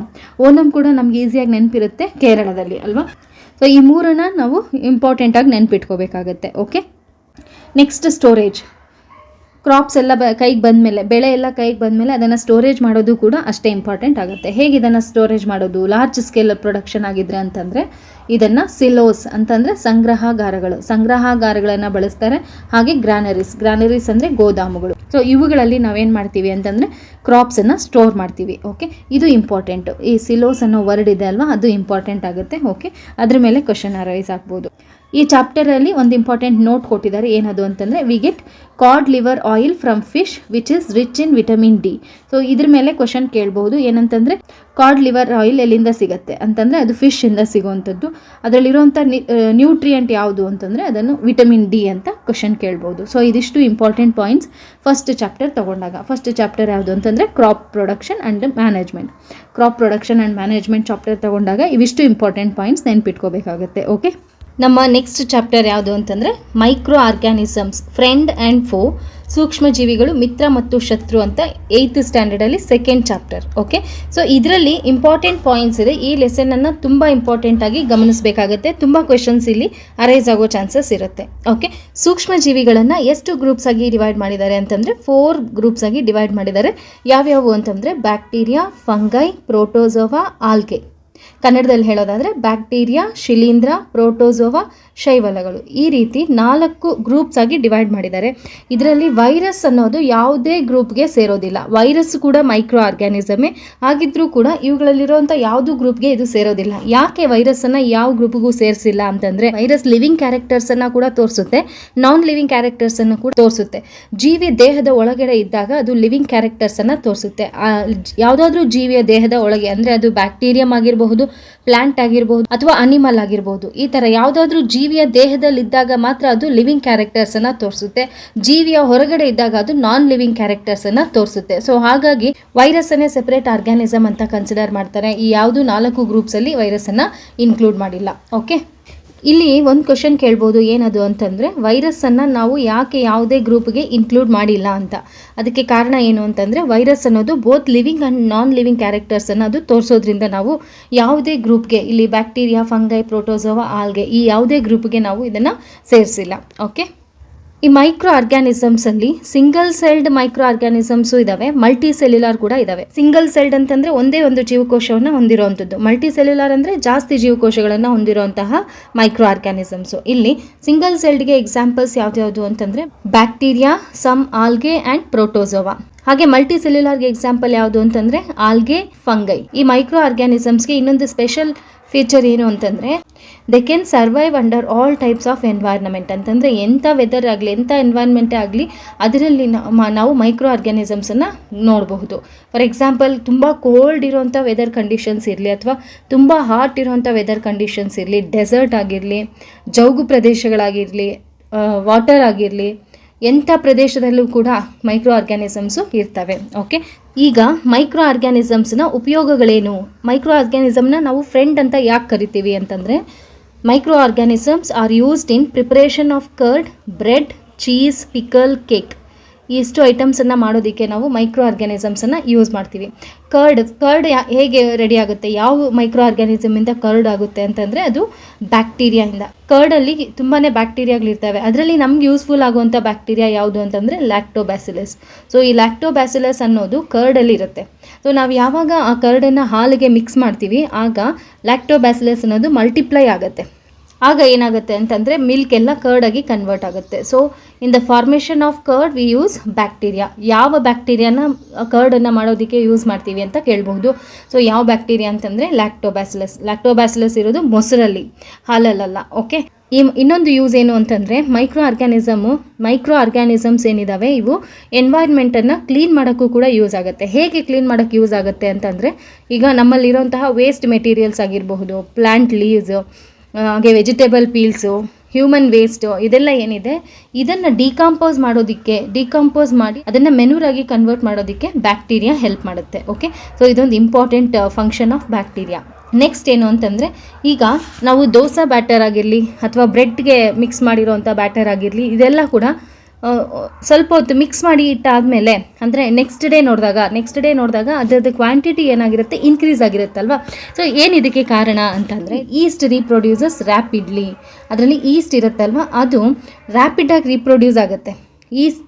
ಈಸ್ಟ್ ರ್ಯಾಪಿಡಾಗಿ ರೀಪ್ರೊಡ್ಯೂಸ್ ಆಗುತ್ತೆ. ಸೊ ರೀಪ್ರೊಡ್ಯೂಸ್ ಆದಾಗ ಅದು ನಂಬರ್ ಆಫ್ ಈಸ್ಟ್ ಏನಾಗುತ್ತೆ ಅದು ಇನ್ಕ್ರೀಸ್ ಆಗುತ್ತೆ. ಯಾವಾಗ ಇನ್ಕ್ರೀಸ್ ಆಗುತ್ತೆ, ರೆಸ್ಪಿರೇಷನ್ ಮೂಲಕ ಅದು ಕಾರ್ಬನ್ ಡೈಆಕ್ಸೈಡನ್ನು ರಿಲೀಸ್ ಮಾಡುತ್ತೆ. ಓಕೆ, ಕಾರ್ಬನ್ ಡೈಆಕ್ಸೈಡನ್ನು ರಿಲೀಸ್ ಮಾಡುತ್ತೆ. ಸೊ ಆ ಕಾರ್ಬನ್ ಡೈಆಕ್ಸೈಡಿಂದನೇ ಆ ಬ್ಯಾಟರ್ ಏನಿದೆ ದೋಸೆ ಬ್ಯಾಟರ್ ಆಗಿರ್ಬೋದು, ಬ್ರೆಡ್ ಮಾಡೋದಕ್ಕಾಗಿರ್ಬೋದು, ಕೇಕ್ ಮಾಡೋದಕ್ಕಾಗಿರ್ಬೋದು, ಇವೆಲ್ಲ ನಾವು ಏನು ಬೇಕರಿ ಐಟಮ್ಸ್ ಇದ್ದಾವೆ. ಸೊ ಇದೆಲ್ಲ ಕೂಡ ಈಸ್ಟ್ ಫಾಸ್ಟಾಗಿ ರೀಪ್ರೊಡ್ಯೂಸ್ ಆಗಿ ಅದರಿಂದ ಬರುವಂಥ ಕಾರ್ಬನ್ ಡೈಆಕ್ಸೈಡಿಂದ ಇದರ ಕ್ವಾಂಟಿಟಿ ಏನಾಗುತ್ತೆ ಇನ್ಕ್ರೀಸ್ ಆಗುತ್ತೆ, ಹಾಗೆ ಸಾಫ್ಟ್ ಆಗಿರೋದಕ್ಕೂ ಕೂಡ ಕಾರಣ ಆಗುತ್ತೆ. ಓಕೆ, ಸೊ ಅದಕ್ಕೋಸ್ಕರ ಈಸ್ಟನ ಉಪಯೋಗ ಏನು ಅಂತಂದರೆ, ಈಸ್ಟನ್ನು ನಾವು ಬೇಕಿಂಗ್ ಇಂಡಸ್ಟ್ರಿಯಲ್ಲಿ ಬಳಸ್ತೀವಿ. ಬೇಕರಿ ಐಟಮ್ಸನ್ನು ಪ್ರಿಪೇರ್ ಮಾಡೋದಕ್ಕೆ ನಾವು ಯೂಸ್ ಮಾಡುವಂಥ ಮೈಕ್ರೋ ಆರ್ಗ್ಯಾನಿಸಮ್ ಯಾವುದು ಅಂತಂದರೆ ಈಸ್ಟ್. ನೆಕ್ಸ್ಟ್, ಈಸ್ಟನ್ನು large production of alcohol, wine, acetic acid ಅಲ್ಲಿ ಕೂಡ ಬಳಸ್ತೀವಿ. Large production of alcohol, wine ಹಾಗೆ ಅಸಿಟಿಕ್ ಆ್ಯಸಿಡನ್ನು ಪ್ರೊಡ್ಯೂಸ್ ಮಾಡೋದಕ್ಕೆ ನಾವು ಈಸ್ಟನ್ನು ಯೂಸ್ ಮಾಡ್ತೀವಿ. ಸೊ ಈ ಪರ್ಪಸ್ಸಿಗೆ ನಾವೇನು ಮಾಡ್ತೀವಿ ಅಂತಂದರೆ, ಶುಗರನ್ನು ಅಂತಂದರೆ ನ್ಯಾಚುರಲ್ ಶುಗರ್ ಯಾವ್ಯಾವ ಸಬ್ಸ್ಟೆನ್ಸಲ್ಲಿ ಇರುತ್ತೆ. ಫಾರ್ ಎಕ್ಸಾಂಪಲ್ ಹೇಳೋದಾದರೆ barley, wheat, rice, crushed juices, ಇದರಲ್ಲಿರೋಂಥ ಶುಗರ್, ಇದರಲ್ಲಿ ನ್ಯಾಚುರಲ್ ಶುಗರ್ ಇರುತ್ತೆ ಅಲ್ವಾ. ಸೊ ಈ ನ್ಯಾಚುರಲ್ ಶುಗರನ್ನು ನಾವೇನಾಗಿ ಕನ್ವರ್ಟ್ ಮಾಡ್ತೀವಿ, ಆಲ್ಕೋಹಾಲ್ ಆಗಿ ಕನ್ವರ್ಟ್ ಮಾಡ್ತೀವಿ. ಆಲ್ಕೋಹಾಲ್, ಓಕೆ, ಈ ಪ್ರೋಸೆಸ್ಸನ್ನೇ ನಾವೇನಂತ ಕರೆಯೋದು ಅಂದರೆ ಫರ್ಮೆಂಟೇಷನ್ ಅಂತ ಕರೆಯೋದು, ಹುದುಗುವಿಕೆ ಅಂತ ಕರಿತೀವಿ. ಏನು ಫರ್ಮೆಂಟೇಷನ್ ಅಂತಂದರೆ ಅಥವಾ ಹುದುಗುವಿಕೆ ಅಂತಂದರೆ ಏನು ಅಂತಂದರೆ, the process of conversion of sugar into alcohol. Natural ಶುಗರನ್ನು ಆಲ್ಕೋಹಾಲ್ ಆಗಿ ಕನ್ವರ್ಟ್ ಮಾಡುವಂಥ ಪ್ರೋಸೆಸ್ಸನ್ನೇ ನಾವು ಫರ್ಮೆಂಟೇಷನ್ ಅಥವಾ ಹುದುಗುವಿಕೆ ಅಂತ ಕರಿತೀವಿ. ನೆಕ್ಸ್ಟ್, ಈ ಫರ್ಮೆಂಟೇಷನನ್ನು ಕಂಡುಹಿಡಿದದ್ದು ಯಾರು ಅಂತಂದರೆ ಅವರು ಲೂಯಿಸ್ ಪ್ಯಾಸ್ಚರ್. ಇದು ಇಂಪಾರ್ಟೆಂಟ್ ಆಗುತ್ತೆ. ಓಕೆ, ಫರ್ಮೆಂಟೇಷನನ್ನು ಯಾರು ಕಂಡುಹಿಡಿದಿದ್ದು ಅಂತ ಕೇಳಿದ್ರೆ ಅದು ಲೂಯಿಸ್ ಪ್ಯಾಸ್ಚರ್ ಅವರು 1857 1857 ಹುದುಗುವಿಕೆ ಪ್ರೋಸೆಸ್ಸನ್ನು ಅವರು ಫಸ್ಟು ಕಂಡುಹಿಡಿತಾರೆ. ಓಕೆ, ನೆಕ್ಸ್ಟ್, ಈ ಬ್ಯಾಕ್ಟೀರಿಯಾನ ಕೆಲವೊಂದು ಮೆಡಿಸಿನ್ ಪ್ರಿಪರೇಷನಲ್ಲಿ ಕೂಡ ಯೂಸ್ ಮಾಡ್ತಾರೆ. ಯಾವುದದು ಎಕ್ಸಾಂಪಲ್ ಹೇಳೋದಾದರೆ ಆ್ಯಂಟಿಬಯೋಟಿಕ್ಸ್ ಅಂತಂದರೆ ಪ್ರತಿಜೈವಿಕಗಳು ಅಂತ ಕರಿತೀವಿ. ಆ್ಯಂಟಿಬಯೋಟಿಕ್ಸನ್ನು ನಾವು ಪ್ರಿಪೇರ್ ಮಾಡೋದು ಬ್ಯಾಕ್ಟೀರಿಯಾ ಅಥವಾ ಫಂಗೈಗಳಿಂದ. ಬ್ಯಾಕ್ಟೀರಿಯಾ ಮತ್ತು ಫಂಗೈ ಇವುಗಳಿಂದ ನಾವು ಆ್ಯಂಟಿಬಯೋಟಿಕ್ಸನ್ನು ರೆಡಿ ಮಾಡುವಂಥದ್ದು, ಪ್ರಿಪೇರ್ ಮಾಡುವಂಥದ್ದು. ಇದು ಇಂಪಾರ್ಟೆಂಟ್ ಆಗುತ್ತೆ, ಇದು ಕ್ವೆಶನ್ ಕೇಳ್ಬೋದು. ಓಕೆ, ಯಾವ ಮೈಕ್ರೋ ಆರ್ಗ್ಯಾನಿಸಮ್ಸಿಂದ ನಾವು ಆ್ಯಂಟಿಬಯೋಟಿಕ್ಸನ್ನು ಪ್ರಿಪೇರ್ ಮಾಡುವಂಥದ್ದು ಅಂತ. ಓಕೆ, ನೆಕ್ಸ್ಟ್, ಆ್ಯಂಟಿಬಯೋಟಿಕ್ಗೆ ಮತ್ತೊಂದು ಎಕ್ಸಾಂಪಲ್ ಯಾವುದು ಅಂದರೆ ಪೆನ್ಸಿಲಿನನ್ನು ಕಂಡುಹಿಡಿದವ್ರು ಯಾರು ಅಂತ ಕೇಳ್ಬೋದು. ಅದು ಅಲೆಕ್ಸಾಂಡರ್ ಫ್ಲೆಮಿಂಗ್ ಅನ್ನೋರು ಪೆನ್ಸಿಲಿನ್ ಇಂಜೆಕ್ಷನನ್ನು ಕಂಡುಹಿಡಿತಾರೆ. ಎಷ್ಟರಲ್ಲಿ? 1929. ಇಯರ್ ಏನೂ ಕೇಳೋದಿಲ್ಲ, ಬಟ್ ಈ ಸೈಂಟಿಸ್ಟ್ ನೇಮ್ ಕೇಳಬಹುದು. ಓಕೆ, ಪೆನ್ಸಿಲಿನನ್ನು ಕಂಡುಹಿಡಿದವ್ರು ಯಾರು ಅಂದರೆ ಅಲೆಕ್ಸಾಂಡರ್ ಫ್ಲೆಮಿಂಗ್. ನೆಕ್ಸ್ಟ್, ಇನ್ನೊಂದಷ್ಟು ಕಾಮನ್ ಆಗಿ ಯೂಸ್ ಮಾಡುವಂಥ ಆ್ಯಂಟಿಬಯೋಟಿಕ್ಸ್ ಯಾವ್ದ್ಯಾವುದು ಅಂತಂದರೆ ಸ್ಟ್ರೆಪ್ಟೊಮೈಸಿನ್, ಟೆಟ್ರಾಸೈಕ್ಲಿನ್, ಎರಿಥ್ರೋಮೈಸಿನ್. ಇವು ಆ್ಯಂಟಿಬಾಡೀಸ್ಗೆ ಎಕ್ಸಾಂಪಲ್ಸು. ಆ್ಯಂಟಿಬಾಡೀಸನ್ನು ನಾವು ತೊಗೊಂಡಾಗ ಈ ಆ್ಯಂಟಿಬಾಡೀಸ್ ಏನಿದೆ, ಕೋಲ್ಡ್ ಮತ್ತು ಫೀವರ್ ಅಥವಾ ಕೋಲ್ಡ್ ಆಗಿದ್ದಾಗ ಇದು ಕೆಲಸ ಮಾಡೋದಿಲ್ಲ. ಯಾಕೆ ಅಂತ ರೀಸನ್ ಕೇಳ್ಬೋದು. ಓಕೆ, ಸೊ ಯಾಕೆ ಆ್ಯಂಟಿಬಾಡೀಸು ಕೋಲ್ಡ್ ಅಥವಾ ಫ್ಲೂ ಅಂತಂದರೆ ಫೀವರ್ ಇದ್ದಾಗ ನಾವು ಆ್ಯಂಟಿಬಯೋಟಿಕ್ಸನ್ನು ಯಾಕೆ ತಗೋಬಾರ್ದು ಅಂತಂದರೆ, ಆ್ಯಂಟಿಬಯೋಟಿಕ್ಸ್ ಯಾವುದರಿಂದ ಮಾಡಿರ್ತಾರೆ? ಬ್ಯಾಕ್ಟೀರಿಯಾ ಮತ್ತು ಫಂಗೈಯಿಂದ ಮಾಡಿರೋವಂಥದ್ದು. ಬಟ್ ಕೋಲ್ಡ್ ಮತ್ತು ಫ್ಲೂ ಕಾಸ್ ಆಗೋದು ನಮಗೆ ವೈರಸ್ಸಿಂದ. ಕೋಲ್ಡ್ ಮತ್ತು ಫ್ಲೂ ಯಾವುದರಿಂದ ನಮಗೆ ಕಾಸ್ ಆಗೋದು ಅಂದರೆ ವೈರಸ್ಸಿಂದ. ಸೊ ಬ್ಯಾಕ್ಟೀರಿಯಾ ಮತ್ತು ಫಂಗೈಯಿಂದ ಮಾಡಿರೋವಂಥದ್ದು ವೈರಸ್ಗೆ ಅಪೋಸಿಟ್ ಆಗಿ ಅದು ಕೆಲಸ ಮಾಡೋದಿಲ್ಲ. ಸೊ ಹಾಗಾಗಿ ನಾವು ಇಲ್ಲಿ ಆ್ಯಂಟಿಬಯೋಟಿಕ್ಸ್ ಅಂತ ಇರಬೇಕು. Antibiotics are not effective against cold and flu. Next, vaccine ಅಥವಾ ಲಸಿಕೆ ಅಂತಂದರೆ ಏನು? ವ್ಯಾಕ್ಸಿನ್ ಅಂತಂದರೆ ಏನು ಅಂತಂದರೆ, ಇವಾಗ ಯಾವುದಾದ್ರೂ ಒಂದು ಡಿಸೀಸ್ ಕ್ಯಾರಿಯಿಂಗ್ ಮೈಕ್ರೋಬ್ ನಮ್ಮ ಬಾಡಿಗೆ ಎಂಟರ್ ಆದಾಗ ನಮ್ಮ ಬಾಡಿ ಏನು ಮಾಡುತ್ತೆ ಅಂದರೆ ಆ್ಯಂಟಿಬಾಡೀಸನ್ನು ಪ್ರೊಡ್ಯೂಸ್ ಮಾಡುತ್ತೆ. ಸೊ ಈ ಆ್ಯಂಟಿಬಾಡೀಸ್ ಏನು ಮಾಡುತ್ತೆ, ಆ ಮೈಕ್ರೋ ಆರ್ಗ್ಯಾನಿಸಮ್ ಯಾವುದು ಎಂಟ್ರಿ ಆಗಿರುತ್ತಲ್ಲ, ಡಿಸೀಸ್ ಕಾಸಿಂಗ್ ಮೈಕ್ರೋ ಆರ್ಗ್ಯಾನಿಸಮ್, ಅದರ ವಿರುದ್ಧ ಅದು ಹೋರಾಡುತ್ತೆ, ಅದನ್ನು ಸಾಯಿಸುತ್ತೆ. ಆಗ ನಮಗೆ ಕ್ಯೂರ್ ಆಗುತ್ತೆ, ಆ ಡಿಸೀಸ್ ಅನ್ನೋದು ಕ್ಯೂರ್ ಆಗುತ್ತೆ. ಸೊ ಆಗ ಏನು ಮಾಡ್ತೀವಿ ಅಂತಂದರೆ, ಇವಾಗ ಒಂದು ಪರ್ಟಿಕ್ಯುಲರ್ ಡಿಸೀಸ್ ಕಾಸ್ ಮಾಡೋಂಥ ಮೈಕ್ರೋ ಆರ್ಗ್ಯಾನಿಸಮ್ಸನ್ನು ನಾವೇನು ಮಾಡ್ತೀವಿ ಅಂದರೆ ವೀಕನ್ ಮಾಡ್ತೀವಿ, ಅದನ್ನು ನಿಷ್ಕ್ರಿಯಗೊಳಿಸೋದು, ಅಥವಾ ಡೆಡ್ ಆಗಿರೋಂಥ ಮೈಕ್ರೋ ಆರ್ಗ್ಯಾನಿಸಮನ್ನು ಯೂಸ್ ಮಾಡಿ ಈ ವ್ಯಾಕ್ಸಿನ್ಸನ್ನು ರೆಡಿ ಮಾಡ್ತಾರೆ. ಸೊ ಅದು ಯಾವಾಗ ನಮ್ಮ ಬಾಡಿಗೆ ಹೋಗುತ್ತೆ ಅದು ಆ್ಯಂಟಿಬಾಡೀಸನ್ನು ಪ್ರೊಡ್ಯೂಸ್ ಮಾಡುತ್ತೆ. ಸೊ ಅದು ಆ್ಯಂಟಿಬಾಡೀಸನ್ನು ಪ್ರೊಡ್ಯೂಸ್ ಮಾಡಿದಾಗ ನಮಗೆ ನೆಕ್ಸ್ಟ್ ಯಾವಾಗಾದರೂ ಆ ಥರ ಡಿಸೀಸ್ ಕಾಸ್ ಆದಾಗ ಆ ಡಿಸೀಸ್ ಕಾಸಿಂಗ್ ಮೈಕ್ರೋ ಆರ್ಗ್ಯಾನಿಸಮ್ ಏನಿದೆ ಅದರ ವಿರುದ್ಧ ನಮ್ಮ ಬಾಡಿಯಲ್ಲಿರುವಂಥ ವ್ಯಾಕ್ಸಿನು ಅದಕ್ಕೆ ಏನು ಮಾಡುತ್ತೆ ಅಂದರೆ ಆ್ಯಂಟಿಬಾಡೀಸನ್ನು ರಿಲೀಸ್ ಮಾಡುತ್ತೆ. ಆ ಆ್ಯಂಟಿಬಾಡೀಸನ್ನು ರಿಲೀಸ್ ಮಾಡಿದಾಗ ಆ ಮೈಕ್ರೋ ಆರ್ಗ್ಯಾನಿಸಮ್ ಡೆಡ್ ಆಗುತ್ತೆ. ಸೊ ಅದನ್ನೇ ನಾವು ಹೇಳೋದು ವ್ಯಾಕ್ಸಿನ್ ಅಂತ. ಸೊ ವ್ಯಾಕ್ಸಿನ್ ಅಂತಂದರೆ ಏನಿಲ್ಲ, an injection of dead or weakened organism that forms immunity. ಇದನ್ನು ರೆಡಿ ಮಾಡೋದು, ವ್ಯಾಕ್ಸಿನ್ ಮಾಡುವಂಥದ್ದು ಮೈಕ್ರೋ ಆರ್ಗ್ಯಾನಿಸಮ್ಸಿಂದಾನೆ. ಡೆಡ್ ಮೈಕ್ರೋ ಆರ್ಗ್ಯಾನಿಸಮ್ ಅಥವಾ ವೀಕೆಂಡ್ ಡಿಆಕ್ಟಿವೇಟೆಡ್ ಮೈಕ್ರೋ ಆರ್ಗ್ಯಾನಿಸಮ್, ಅವುಗಳಿಂದನೇ ನಾವು ಇದನ್ನು ರೆಡಿ ಮಾಡಿ ಕೊಡೋವಂಥದ್ದು. ಓಕೆ, ವ್ಯಾಕ್ಸಿನೇಷನ್ ಅಂತಂದರೆ ಏನು? ಇದನ್ನು ನಾವು ಪ್ರತಿರಕ್ಷಣೆ ಅಂತ ಕರಿತೀವಿ. ಯಾವ್ಯಾವ ಡಿಸೀಸಸ್ಗೆ ನಾವು ವ್ಯಾಕ್ಸಿನೇಷನ್ ಮಾಡಿಸ್ಬಹುದು ಅಂತಂದರೆ ಅದು ಕಾಲರಾ, ಟ್ಯುಬರ್ಕ್ಯುಲೋಸಿಸ್, ಸ್ಮಾಲ್ ಪಾಕ್ಸ್, ಇದಿಷ್ಟು ಡಿಸೀಸಸ್. ಇದನ್ನು ಇಂಪಾರ್ಟೆಂಟಾಗಿ ನೆನ್ಪಿಟ್ಕೋಬೇಕು. ವ್ಯಾಕ್ಸಿನೇಷನ್ ಯಾವ್ಯಾವ ಡಿಸೀಸಸ್ಗೆ ಕೊಡ್ತಾರೆ ಅಂತ. ಕಾಲರಾ ಕೊಡ್ತಾರೆ, ಟ್ಯುಬರ್ಕ್ಯುಲೋಸಿಸ್ಗೆ, ಸ್ಮಾಲ್ ಪಾಕ್ಸ್ಗೆ, ಹಾಗೆ ಹೆಪಟೈಟಿಸ್ಗೆ, ಪೋಲಿಯೋಗೆ, ಈ ಡಿಸೀಸಸ್ಗೆ. ಈಗ ನಾವು ರೀಸೆಂಟಾಗಿ ಕೊರೋನಾ ಅಂತ ಕೂಡ ಹೇಳ್ಬೋದು ಅಲ್ವಾ. ಸೊ ಇವಿಷ್ಟು ಡಿಸೀಸಸ್ಗೆ ನಾವು ವ್ಯಾಕ್ಸಿನೇಷನನ್ನು ತಗೊಳ್ತೀವಿ. ಸ್ಮಾಲ್ ಪಾಕ್ಸ್ಗೆ ವ್ಯಾಕ್ಸಿನನ್ನು ಯಾರು ಕಂಡುಹಿಡಿದಿದ್ದು ಅಂದರೆ ಅದು ಎಡ್ವರ್ಡ್ ಜೆನ್ನರ್. ಇದನ್ನು ನೆನ್ಪಿಟ್ಕೋಬೇಕು. ಸ್ಮಾಲ್ ಪಾಕ್ಸ್ಗೆ ವ್ಯಾಕ್ಸಿನೇಷನನ್ನು ಕಂಡುಹಿಡಿದಿದ್ದು ಯಾರು ಅಂತಂದರೆ ಅದು ಎಡ್ವರ್ಡ್ ಜೆನ್ನರ್ ಅವರು. Okay, next, bacteria use to increase the soil fertility. ಬ್ಯಾಕ್ಟೀರಿಯಾಸ್ನ ಇನ್ನೂ ಏನಕ್ಕೆ ಯೂಸ್ ಮಾಡ್ತೀವಿ ಅಂತಂದರೆ ಸಾಯಿಲ್ನ ಫರ್ಟಿಲಿಟಿನ ಇನ್ಕ್ರೀಸ್ ಮಾಡೋಕ್ಕೆ ಅಂತಂದರೆ ನೈಟ್ರೋಜನ್ ಫಿಕ್ಸೇಷನಲ್ಲಿ ಬ್ಯಾಕ್ಟೀರಿಯಾಸ್ ಹೆಲ್ಪ್ ಮಾಡುತ್ತೆ. ಸಾಯಿಲಲ್ಲಿರೋಂಥ ನೈಟ್ರೋಜನ್ ಕಂಟೆಂಟನ್ನು ಪ್ಲ್ಯಾಂಟ್ಸ್ ಡೈರೆಕ್ಟಾಗಿ ಅಬ್ಸಾರ್ಬ್ ಮಾಡ್ಕೊಳ್ಳಲ್ಲ, ಬಟ್ ನೈಟ್ರೋಜನ್ ಅನ್ನೋದು ಪ್ಲ್ಯಾಂಟ್ಸ್ಗೆ ಇಂಪಾರ್ಟೆಂಟಾಗಿ ಬೇಕಾಗಿರುತ್ತೆ. ಸೊ ಈ ಆರ್ಗ್ಯಾನಿಸಮ್ಸ್ ಏನಿದೆ, ಬ್ಯಾಕ್ಟೀರಿಯಾಸ್ ಏನಿದೆ, ಈ ಬ್ಯಾಕ್ಟೀರಿಯಾಸು ನೈಟ್ರೋಜನನ್ನು ನೈಟ್ರೋಜನ್ ಕಾಂಪೌಂಡ್ಸ್ ಆಗಿ ಕನ್ವರ್ಟ್ ಮಾಡುತ್ತೆ. ಸೊ ಆ ನೈಟ್ರೋಜನ್ ಕಾಂಪೌಂಡ್ಸನ್ನು ಪ್ಲ್ಯಾಂಟ್ಸ್ ಯೂಸ್ ಮಾಡ್ಕೊಳ್ಳುತ್ತೆ. ಸೊ ಇದನ್ನೇ ನಾವೇನಂತ ಹೇಳ್ತೀವಿ, ನೈಟ್ರೋಜನ್ ಫಿಕ್ಸೇಷನ್ ಅಂತ ಕರಿತೀವಿ. ಇಲ್ಲಿ ಹೆಲ್ಪ್ ಮಾಡುವಂಥ ಮೈಕ್ರೋ ಆರ್ಗ್ಯಾನಿಸಮ್ಸ್ ಯಾವ್ದ್ಯಾವುದು ಅಂತಂದರೆ ಬ್ಲೂ ಗ್ರೀನ್ ಆಲ್ಗೆ, ನಾಸ್ಟಾಕ್, ಹಾಗೆ ಅನಾಬಿನಾ. ಇವು ಹೆಲ್ಪ್ ಮಾಡೋ ನೈಟ್ರೋಜನ್ ಫಿಕ್ಸೇಷನ್ಗೆ ಹೆಲ್ಪ್ ಮಾಡುವಂಥ ಮೈಕ್ರೋ ಆರ್ಗ್ಯಾನಿಸಮ್ಸ್. ಇವನ್ನ ಏನಂತ ಕರಿತೀವಿ ಅಂದರೆ ಬಯೋಲಾಜಿಕಲ್ ನೈಟ್ರೋಜನ್ ಫಿಕ್ಸರ್ಸ್ ಅಂತ ಕರಿತೀವಿ. ಅಂದರೆ ನೈಟ್ರೋಜನನ್ನು ನೈಟ್ರೇಟ್ ಮತ್ತು ನೈಟ್ರೈಟ್ ಅವುಗಳನ್ನು ನೈಟ್ರೋಜನ್ ಕಾಂಪೌಂಡ್ಸ್ ಅಂತ ಕರಿತೀವಿ. ನೈಟ್ರೋಜನ್ ಕಾಂಪೌಂಡ್ಸ್ ಆಗಿ ಕನ್ವರ್ಟ್ ಮಾಡೋದಕ್ಕೆ ಈ ಬ್ಯಾಕ್ಟೀರಿಯಾಗಳು ಹೆಲ್ಪ್ ಮಾಡ್ತವೆ. ಸೊ ಇಲ್ಲಿ ನಮಗೆ ಬ್ಲೂ ಗ್ರೀನ್ ಆಲ್ಗೆ ಹಾಗೆ ಬ್ಯಾಕ್ಟೀರಿಯಾ ಇವೆರಡೂ ಕೂಡ ಹೆಲ್ಪ್ ಮಾಡ್ತವೆ. ಎಕ್ಸಾಂಪಲ್ ಯಾವ್ದು ಅಂದರೆ ನಾಸ್ಟಾಕ್ ಮತ್ತು ಅನಾಬಿನಾ. ಇವನ್ನ ನಾವು ಬಯೋಲಾಜಿಕಲ್ ನೈಟ್ರೋಜನ್ ಫಿಕ್ಸರ್ಸ್ ಅಂತ ಕರಿತೀವಿ. ಓಕೆ, ಸೊ ಇವಿಷ್ಟು important points about uses of microorganism. ಇದಿಷ್ಟನ್ನ ನೆನ್ಪಿಟ್ಕೊಳ್ಳೇಬೇಕಾಗುತ್ತೆ. ಯಾವುದಾದ್ರೂ ಒಂದು ಕ್ವೆಶನ್ ಅರೈಸ್ ಆಗೇ ಆಗುತ್ತೆ. ಓಕೆ, ಡಿಸೀಸಸ್ಸಲ್ಲಿ 2 ಥರ ಡಿಸೀಸಸ್ ಇದೆ. ಯಾವ್ದು ಅಂದರೆ ಕಮ್ಯುನಿಕಬಲ್ ಡಿಸೀಸಸ್ ಹಾಗೆ ನಾನ್ ಕಮ್ಯುನಿಕಬಲ್ ಡಿಸೀಸಸ್ ಅಂತ ಕರಿತೀವಿ. ಕಮ್ಯುನಿಕಬಲ್ ಅಂತಂದರೆ ಒಬ್ಬರಿಂದ ಮತ್ತೊಬ್ಬರಿಗೆ ಹರಡುವಂಥ ರೋಗಗಳನ್ನೇ ನಾವು ಕಮ್ಯುನಿಕಬಲ್ ಡಿಸೀಸಸ್ ಅಂತ ಕರಿತೀವಿ. ನಾನ್ ಕಮ್ಯುನಿಕಬಲ್ ಅಂದರೆ ಇವು ಒಬ್ಬರಿಂದ ಇನ್ನೊಬ್ಬರಿಗೆ ಹರಡೋದಿಲ್ಲ. ಸೊ ಅದನ್ನು ನಾವೇನಂತ ಕರಿತೀವಿ, ನಾನ್ ಕಮ್ಯುನಿಕಬಲ್ ಡಿಸೀಸಸ್ ಅಂತ ಕರಿತೀವಿ. ಕಮ್ಯುನಿಕಬಲ್ ಡಿಸೀಸಸ್ಗೆ ಎಕ್ಸಾಂಪಲ್ಸ್ ಯಾವ್ದು ಅಂದರೆ cholera, common cold, chicken pox ಅಂತಂದರೆ ಸೀತಾಳೆ ಸಿಡುಬು ಅಂತ ಕರೀತಾರೆ ಕನ್ನಡದಲ್ಲಿ. ಟ್ಯುಬರ್ಕ್ಯುಲೋಸಿಸ್ ಅಂದರೆ ಕ್ಷಯ. ಇವಿಷ್ಟು ಡಿಸೀಸಸ್ಸು ಕಮ್ಯುನಿಕಬಲ್ ಡಿಸೀಸಸ್ ಅಂತಂದರೆ ಒಬ್ಬರಿಂದ ಮತ್ತೊಬ್ಬರಿಗೆ ಹರಡುತ್ತೆ.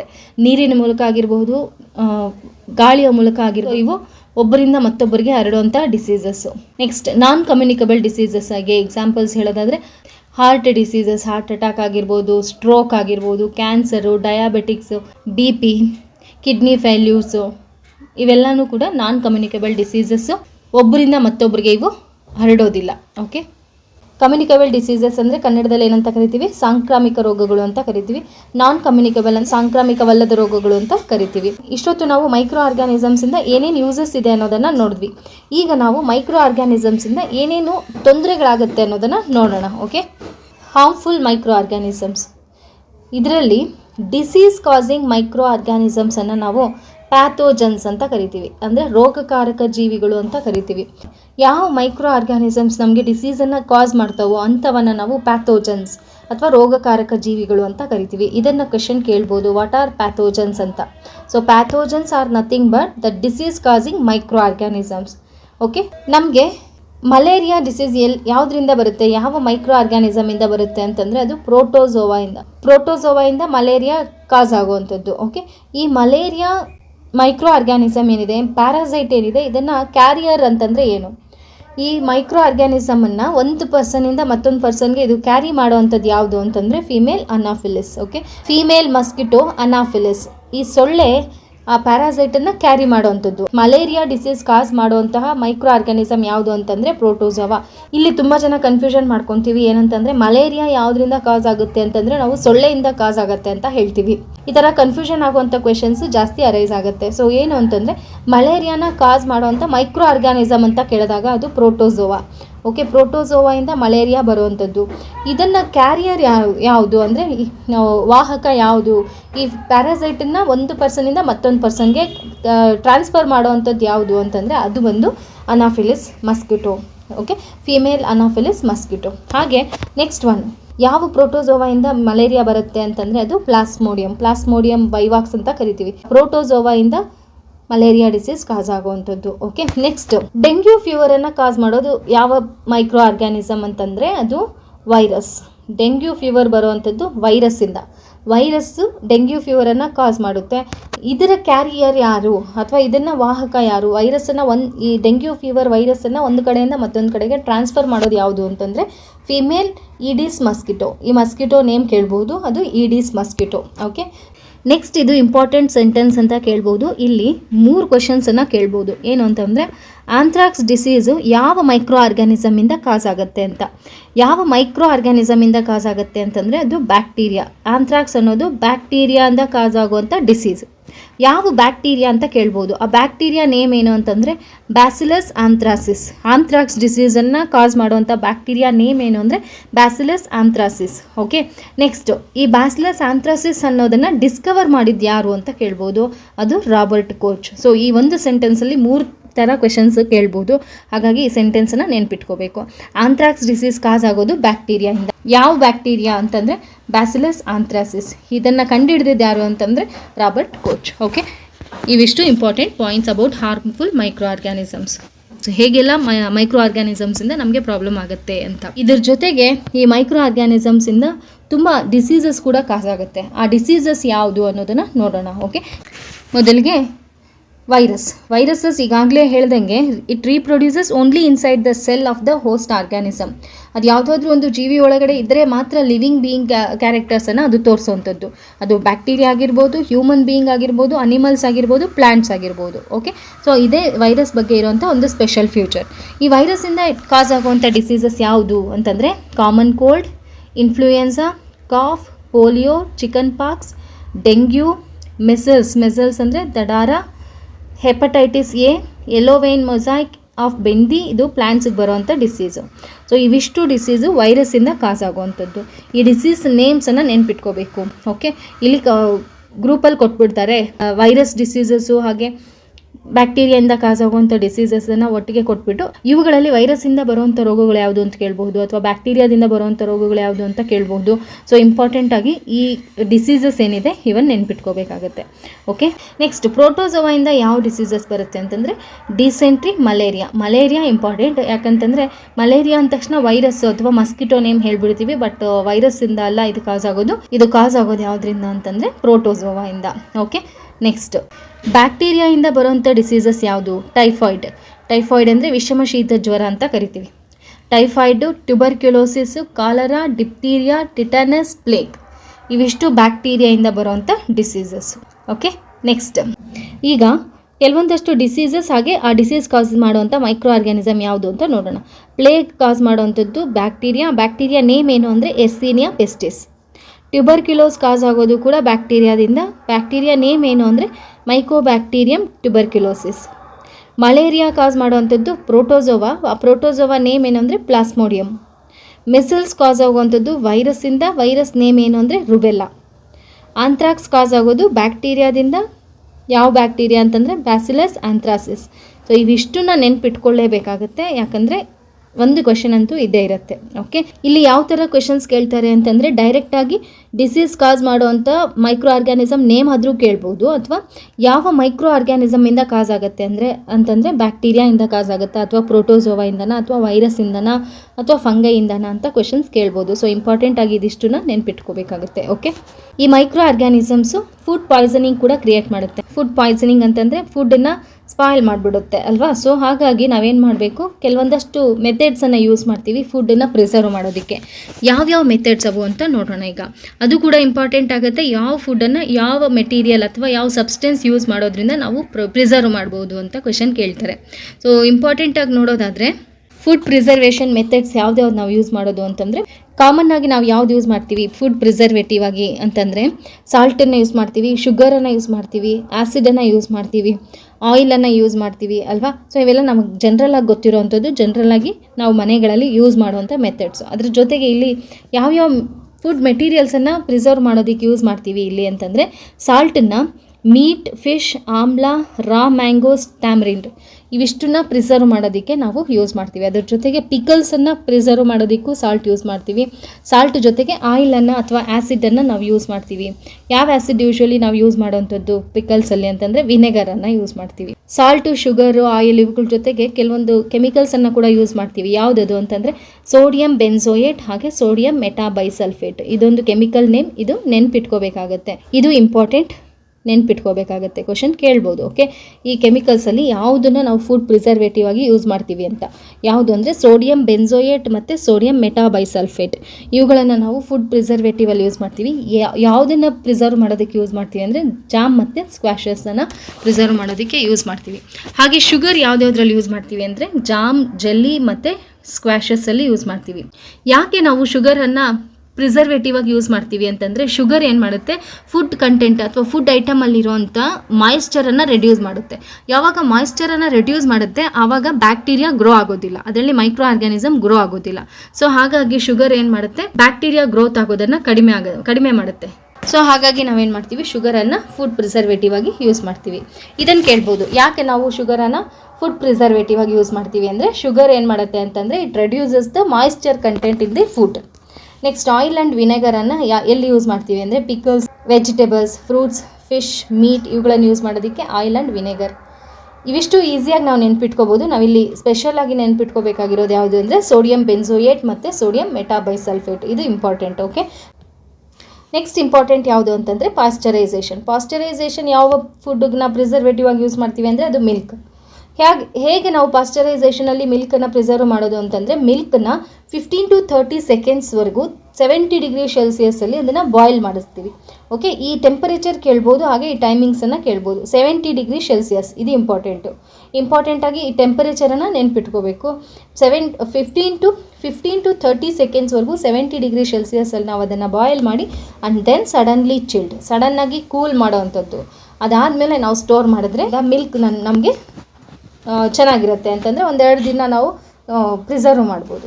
ಸೊ ಹೀಗೆ ನಾವು ಪಾಶ್ಚರೈಸೇಷನಲ್ಲಿ ಮಿಲ್ಕನ್ನು ಪ್ರಿಸರ್ವ್ ಮಾಡುವಂಥದ್ದು. ಈ ಪಾಶ್ಚರೈಸೇಷನನ್ನು ಕಂಡುಹಿಡಿದಿದ್ದು ಯಾರು ಅಂತಂದರೆ ಲೂಯಿಸ್ ಪಾಶ್ಚರ್ ಅನ್ನೋರು ಈ ಮೆಥಡನ್ನು ಕಂಡುಹಿಡಿತಾರೆ. ನಾವೇನಾದರೂ ಮಿಲ್ಕನ್ನು ಬಾಯ್ಲ್ ಮಾಡಿಲ್ಲ ಅಂತಂದರೆ ಫ್ರಿಡ್ಜಲ್ಲಿ ಇಟ್ಟಾಗ ಅದೇನೋ ಪ್ರಿಸರ್ವ್ ಮಾಡ್ಬೋದು. ಓಕೆ, ಬಟ್ ಫ್ರಿಡ್ಜ್ ಇಲ್ಲದೆ ಇದ್ದಾಗ ಅದನ್ನು ನಾವು ಬಾಯ್ಲ್ ಮಾಡಿಲ್ಲ ಅಂತಂದರೆ ಮಿಲ್ಕ್ ಏನಾಗುತ್ತೆ, ಅದು ಒಡೆದೋಗುತ್ತೆ ಅಲ್ವಾ. ಸೊ ಹಾಗಾಗಿ ನಾವು ಪಾಶ್ಚರೈಸೇಷನ್ ಯಾವುದಕ್ಕೆ ಯೂಸ್ ಮಾಡ್ತೀವಿ ಅಂತಂದರೆ ಮಿಲ್ಕನ್ನ ಪ್ರಿಸರ್ವ್ ಮಾಡೋದಕ್ಕೆ. ಓಕೆ, ನೆಕ್ಸ್ಟ್ ಇಂಪಾರ್ಟೆಂಟ್ ಪಾಯಿಂಟ್ ಯಾವುದು ಈ ಚಾಪ್ಟರಲ್ಲಿರೋವಂಥದ್ದು ಅಂದರೆ ನೈಟ್ರೋಜನ್ ಸೈಕಲ್. ಇದರ ಬಗ್ಗೆ ಯಾವ್ಯಾವ ಪಾಯಿಂಟ್ಸ್ ನಮಗೆ TET ದೃಷ್ಟಿಯಿಂದ ಇಂಪಾರ್ಟೆಂಟ್ ಅಂತಂದರೆ ರೈಸೋಬಿಯಂ ಬ್ಯಾಕ್ಟೀರಿಯಾ ಇನ್ವಾಲ್ವ್ಸ್ ಇನ್ ನೈಟ್ರೋಜನ್ ಫಿಕ್ಸೇಷನ್. ಯಾವ ಬ್ಯಾಕ್ಟೀರಿಯಾ ನೈಟ್ರೋಜನ್ ಫಿಕ್ಸೇಷನಲ್ಲಿ ಇನ್ವಾಲ್ವ್ ಆಗುತ್ತೆ ಅಂತ ಕೇಳ್ಬೋದು. ಈಗಾಗಲೇ ನಾವು ನಾಸ್ಟಾಕ್ ಮತ್ತು ಬ್ಲೂ ಗ್ರೀನ್ ಆಲ್ಗೆ, ನಾಸ್ಟಾಕ್ ಮತ್ತು ಅನಾಬಿನಾ ಅಂತ ತಿಳ್ಕೊಂಡ್ವಿ. ಅದರ ಜೊತೆಗೆ ಬ್ಯಾಕ್ಟೀರಿಯಾ ಯಾವುದು ಅಂತಂದರೆ ರೈಸೋಬಿಯಂ ಬ್ಯಾಕ್ಟೀರಿಯಾ ಇನ್ವಾಲ್ವ್ಸ್ ಇನ್ ನೈಟ್ರೋಜನ್ ಫಿಕ್ಸೇಷನ್ ಅಂತಂದರೆ ಏನು, conversion of nitrogen into nitrogen compounds ಅಂತಂದರೆ ನೈಟ್ರೇಟ್ ಮತ್ತು ನೈಟ್ರೈಟ್ಗಳನ್ನು ನಾವು ಕಾಂಪೌಂಡ್ಸ್ ಅಂತ ಕರೆಯೋದು. ಎಲ್ಲಿರುತ್ತೆ ಈ ರೈಸೋಬಿಯಂ ಬ್ಯಾಕ್ಟೀರಿಯಾಸ್ ಅಂತಂದರೆ ರೂಟ್ಸ್ ಆಫ್ ಲೆಗ್ಯುಮಿನಸ್ ಪ್ಲಾಂಟ್ಸ್, ರೂಟ್ಸಲ್ಲಿರುತ್ತೆ, ದ್ವಿದಳ ಧಾನ್ಯಗಳ ರೂಟ್ಸಲ್ಲಿರುತ್ತೆ. ಹಾಗೆ ಈ ಲೆಗ್ಯುಮಿನಸ್ ಪ್ಲಾಂಟ್ಸ್ ಮತ್ತು ರೈಸೋಬಿಯಂ ನಡುವೆ ಇರುವಂಥ ರಿಲೇಷನ್ಶಿಪ್ ಏನು ಅಂತಂದರೆ ಅದನ್ನು ನಾವೇನಂತ ಕರಿತೀವಿ, ಸಿಂಬಯೋಟಿಕ್ ರಿಲೇಷನ್ಶಿಪ್ ಅಂತಂದರೆ ಇಲ್ಲಿ ಎರಡಕ್ಕೂ ಯೂಸ್ ಆಗ್ತಾ ಇದೆ. ರೈಸೋಬಿಯಮ್ಗೂ ಯೂಸ್ ಆಗ್ತಿದೆ, ಹಾಗೆ ಲೆಗ್ಯುಮಿನಸ್ ಪ್ಲಾಂಟ್ಸ್ಗೂ ಕೂಡ ಯೂಸ್ ಆಗ್ತಾ ಇದೆ. ಹಾಗಾಗಿ ಇದನ್ನು ನಾವು ಸಿಂಬಯೋಟಿಕ್ ರಿಲೇಷನ್ಶಿಪ್ಗೆ ಎಕ್ಸಾಂಪಲ್ ಕೊಡ್ಬೋದು. ಎಷ್ಟು ಪರ್ಸೆಂಟ್ ಅಷ್ಟು ನೈಟ್ರೋಜನ್ ಅಟ್ಮಾಸ್ಫಿಯರಲ್ಲಿ ಇರುತ್ತೆ ಅಂತಂದರೆ ಅದು 78% ಅಷ್ಟು ನೈಟ್ರೋಜನ್ ಅಟ್ಮಾಸ್ಫಿಯರಲ್ಲಿ ಇರುತ್ತೆ. ಇದು ಇಂಪಾರ್ಟೆಂಟ್, ಇದನ್ನು ನೆನ್ಪಿಟ್ಕೋಬೇಕಾಗುತ್ತೆ. 78% ಅಷ್ಟು ನೈಟ್ರೋಜನ್ ಅಟ್ಮಾಸ್ಫಿಯರಲ್ಲಿ ಇರುತ್ತೆ. ಹಾಗೆ ನೈಟ್ರೋಜನ್ ಎಲ್ಲೆಲ್ಲಿರುತ್ತೆ ಅಂತಂದರೆ ನೈಟ್ರೋಜನ್ ಪ್ರೋಟೀನ್ಸಲ್ಲಿರುತ್ತೆ, ಕ್ಲೋರೋಫಿಲಲ್ಲಿರುತ್ತೆ, ನ್ಯೂಕ್ಲಿಕ್ ಆ್ಯಸಿಡ್ಸಲ್ಲಿರುತ್ತೆ, ವಿಟಮಿನ್ಸಲ್ಲಿ ಇರುತ್ತೆ. ಇನ್ನೊಂದು ಪಾಯಿಂಟ್ ಏನು ಅಂತಂದರೆ ಬ್ಯಾಕ್ಟೀರಿಯಾ ಹಾಗೆ blue green algae convert nitrogen into useful compounds. ಅಂದರೆ ನೈಟ್ರೋಜನ್ ಫಿಕ್ಸೇಷನಲ್ಲಿ ಬ್ಯಾಕ್ಟೀರಿಯಾ ಹಾಗೆ ಬ್ಲೂ ಗ್ರೀನ್ ಆಲ್ಗೆ ಕೂಡ ಸಹಾಯ ಮಾಡುತ್ತೆ ಅಂತ. ಇವಿಷ್ಟು ಇಂಪಾರ್ಟೆಂಟ್ ಪಾಯಿಂಟ್ಸ್ ಈ ಚಾಪ್ಟರಲ್ಲಿ ಇರುವಂಥದ್ದು. ಈ ಏನೆಲ್ಲ ಡಿಸ್ಕಷನ್ ಮಾಡಿದ್ವಿ ಇದಿಷ್ಟು ಕೂಡ ಇಂಪಾರ್ಟೆಂಟ್ ಆಗುತ್ತೆ. ಯಾವುದೇ ಪಾಯಿಂಟನ್ನು ನಾವು ನೆಗ್ಲೆಕ್ಟ್ ಮಾಡೋಂಗಿಲ್ಲ. ಕ್ವಿಕ್ ರಿವಿಷನ್ ಆಗಿರೋದ್ರಿಂದ ನಾನು ಆದಷ್ಟು ಕ್ವಿಕ್ಕಾಗಿ ಕಂಪ್ಲೀಟ್ ಮಾಡೋದಕ್ಕೆ ಟ್ರೈ ಮಾಡಿದ್ದೀನಿ. ಐ ಹೋಪ್ ಈ ವಿಡಿಯೋ ನಿಮಗೆ ಯೂಸ್ಫುಲ್ ಆಗುತ್ತೆ ಅಂತ ಅಂದ್ಕೊಳ್ತೀನಿ. ನೆಕ್ಸ್ಟ್ ಚಾಪ್ಟರ್ ಯಾವುದು ಅಂತಂದರೆ conservation of plants and animals, ಸಸ್ಯಗಳ ಮತ್ತು ಪ್ರಾಣಿಗಳ ಸಂರಕ್ಷಣೆ. ಈ ಚಾಪ್ಟರನ್ನು ತಗೊಂಡಾಗ ನಮ್ಮ TET ಎಕ್ಸಾಮ್ಗೆ ಯೂಸ್ ಆಗುವಂತಹ ಅಷ್ಟೇನೂ ಜಾಸ್ತಿ ಪಾಯಿಂಟ್ಸ್ ಇಲ್ಲ, ಕೆಲವೊಂದು ಪಾಯಿಂಟ್ಸ್ ಇದ್ದಾವೆ, ಆ ಪಾಯಿಂಟ್ಸನ್ನು ನೋಡೋಣ ಈಗ. ಓಕೆ, ಡಿಫಾರೆಸ್ಟೇಷನ್ ಅಂತಂದರೆ ಏನು? ಡಿಫಾರೆಸ್ಟೇಷನ್ ಅಂತಂದರೆ clearing of forest and using that land for other purposes. ನಾವೇನು ಮಾಡ್ತಾ ಇದ್ದೀವಿ, ಫಾರೆಸ್ಟನ್ನೆಲ್ಲ ಡೆಸ್ಟ್ರಾಯ್ ಮಾಡಿ ಅದನ್ನು ಬೇರೆ ಪರ್ಪಸ್ಗೆ ಯೂಸ್ ಮಾಡ್ಕೊಳ್ತಾ ಇದ್ದೀವಿ. ಸೊ ಇದನ್ನು ನಾವೇನಂತ ಕರಿತೀವಿ? ಡಿಫಾರೆಸ್ಟೇಷನ್ ಅಂತ ಕರಿತೀವಿ. ಕಾನ್ಸಿಕ್ವೆನ್ಸಸ್ ಆಫ್ ಡಿಫಾರೆಸ್ಟೇಷನ್, ಅರಣ್ಯ ನಾಶದಿಂದ ಏನೇನು ಪರಿಣಾಮಗಳಾಗ್ತಾ ಇದ್ದಾವೆ ಅನ್ನೋದು. ಟೆಂಪರೇಚರ್ ರೈಸ್ ಆಗ್ತಾ ಇದೆ, ಹಾಗೆ ಪೊಲ್ಯೂಷನ್ ಲೆವೆಲ್ ಇನ್ಕ್ರೀಸ್ ಆಗ್ತಾ ಇದೆ, ಅಟ್ಮಾಸ್ಫಿಯರಲ್ಲಿ ಕಾರ್ಬನ್ ಡೈಆಕ್ಸೈಡ್ ಲೆವೆಲ್ ಜಾಸ್ತಿ ಆಗ್ತಾ ಇದೆ. ಇದು ಹೇಗೆ ಜಾಸ್ತಿ ಆಗುತ್ತೆ ಅಂತಂದರೆ, ನಮಗೆಲ್ಲ ಗೊತ್ತಿರೋ ಹಾಗೆ ಕಾರ್ಬನ್ ಡೈಆಕ್ಸೈಡನ್ನು ಪ್ಲಾಂಟ್ಸು ಫೋಟೋಸಿಂಥಸಿಸಲ್ಲಿ ಯೂಸ್ ಮಾಡ್ಕೊಳ್ತವೆ. ಯಾವಾಗ ನಂಬರ್ ಆಫ್ ಪ್ಲಾಂಟ್ಸ್ ರೆಡ್ಯೂಸ್ ಆಗುತ್ತೆ, ಕಾರ್ಬನ್ ಡೈಆಕ್ಸೈಡ್ನ ಯೂಸ್ ಮಾಡ್ಕೊಳ್ಳೋದು ಕೂಡ ಕಡಿಮೆ ಆಗುತ್ತೆ. ಸೊ ಹಾಗಾಗಿ ಏನಾಗುತ್ತೆ, ಕಾರ್ಬನ್ ಡೈಆಕ್ಸೈಡ್ ಲೆವೆಲ್ಲು ಜಾಸ್ತಿ ಆಗುತ್ತೆ. ಕಾರ್ಬನ್ ಡೈಆಕ್ಸೈಡ್ ಲೆವೆಲ್ ಜಾಸ್ತಿ ಆದಾಗ ಅದರಿಂದ ಏನಾಗುತ್ತೆ ಅಂತಂದರೆ ಗ್ಲೋಬಲ್ ವಾರ್ಮಿಂಗ್ ಆಗುತ್ತೆ. ಯಾಕೆ ಕಾರ್ಬನ್ ಡೈಆಕ್ಸೈಡಿಂದ ಗ್ಲೋಬಲ್ ವಾರ್ಮಿಂಗ್ ಆಗುತ್ತೆ ಅಂತಂದರೆ, ಕಾರ್ಬನ್ ಡೈಆಕ್ಸೈಡ್ ಏನು ಮಾಡುತ್ತೆ ಅಂತಂದರೆ, it traps the heat rays reflected by the ಅರ್ತಿಂದ ರಿಫ್ಲೆಕ್ಟ್ ಆಗುವಂಥ ಎಲ್ಲ ಹೀಟ್ ರೇಸನ್ನು ಅದು ಟ್ರ್ಯಾಪ್ ಮಾಡುತ್ತೆ, ಅಂದರೆ ಎಸ್ಕೇಪ್ ಆಗೋದಕ್ಕೆ ಬಿಡೋದಿಲ್ಲ. ಸೊ ಆಗ ಏನಾಗುತ್ತೆ, ಅರ್ತಿನ ಟೆಂಪರೇಚರ್ ಜಾಸ್ತಿ ಆಗುತ್ತೆ. ಯಾವಾಗ ಟೆಂಪರೇಚರ್ ಜಾಸ್ತಿ ಆಗುತ್ತೋ ಆ ಕಂಡೀಷನನ್ನೇ ನಾವೇನಂತ ಕರಿತೀವಿ? ಗ್ಲೋಬಲ್ ವಾರ್ಮಿಂಗ್ ಅಂತ ಕರಿತೀವಿ. ಯಾವಾಗ ಅರ್ತಿನ ಟೆಂಪರೇಚರ್ ಲೆವೆಲ್ ರೈಸ್ ಆಗುತ್ತೋ ಅದನ್ನೇ ನಾವು ಗ್ಲೋಬಲ್ ವಾರ್ಮಿಂಗ್ ಅಂತ ಕರೆಯೋದು. ಓಕೆ, ಹಾಗೆ ಇನ್ನು ನೆಕ್ಸ್ಟ್ ಪ್ರಾಬ್ಲಮ್ ಏನಾಗುತ್ತೆ ಡಿಫಾರೆಸ್ಟೇಷನಿಂದ ಅಂತಂದರೆ, ಗ್ರೌಂಡ್ ವಾಟರ್ ಲೆವೆಲ್ ಕಡಿಮೆ ಆಗುತ್ತೆ, ಹಾಗೆ ರೈನ್ಫಾಲ್ ಕಡಿಮೆ ಆಗುತ್ತೆ, ಸಾಯಿಲ್ನ ಫರ್ಟಿಲಿಟಿ ಕಡಿಮೆ ಆಗುತ್ತೆ. ಎಕ್ಸಾಮ್ ದೃಷ್ಟಿಯಿಂದ ನಾವು ಇಂಪಾರ್ಟೆಂಟಾಗಿ ನೆನ್ಪಿಟ್ಕೋಬೇಕಾಗಿರೋದು ಯಾವುದು ಅಂತಂದರೆ, ಕಾರ್ಬನ್ ಡೈಆಕ್ಸೈಡ್ ಲೆವೆಲ್ ಜಾಸ್ತಿ ಆಗುತ್ತೆ, ಅದರಿಂದ ಗ್ಲೋಬಲ್ ವಾರ್ಮಿಂಗ್ ಆಗುತ್ತೆ.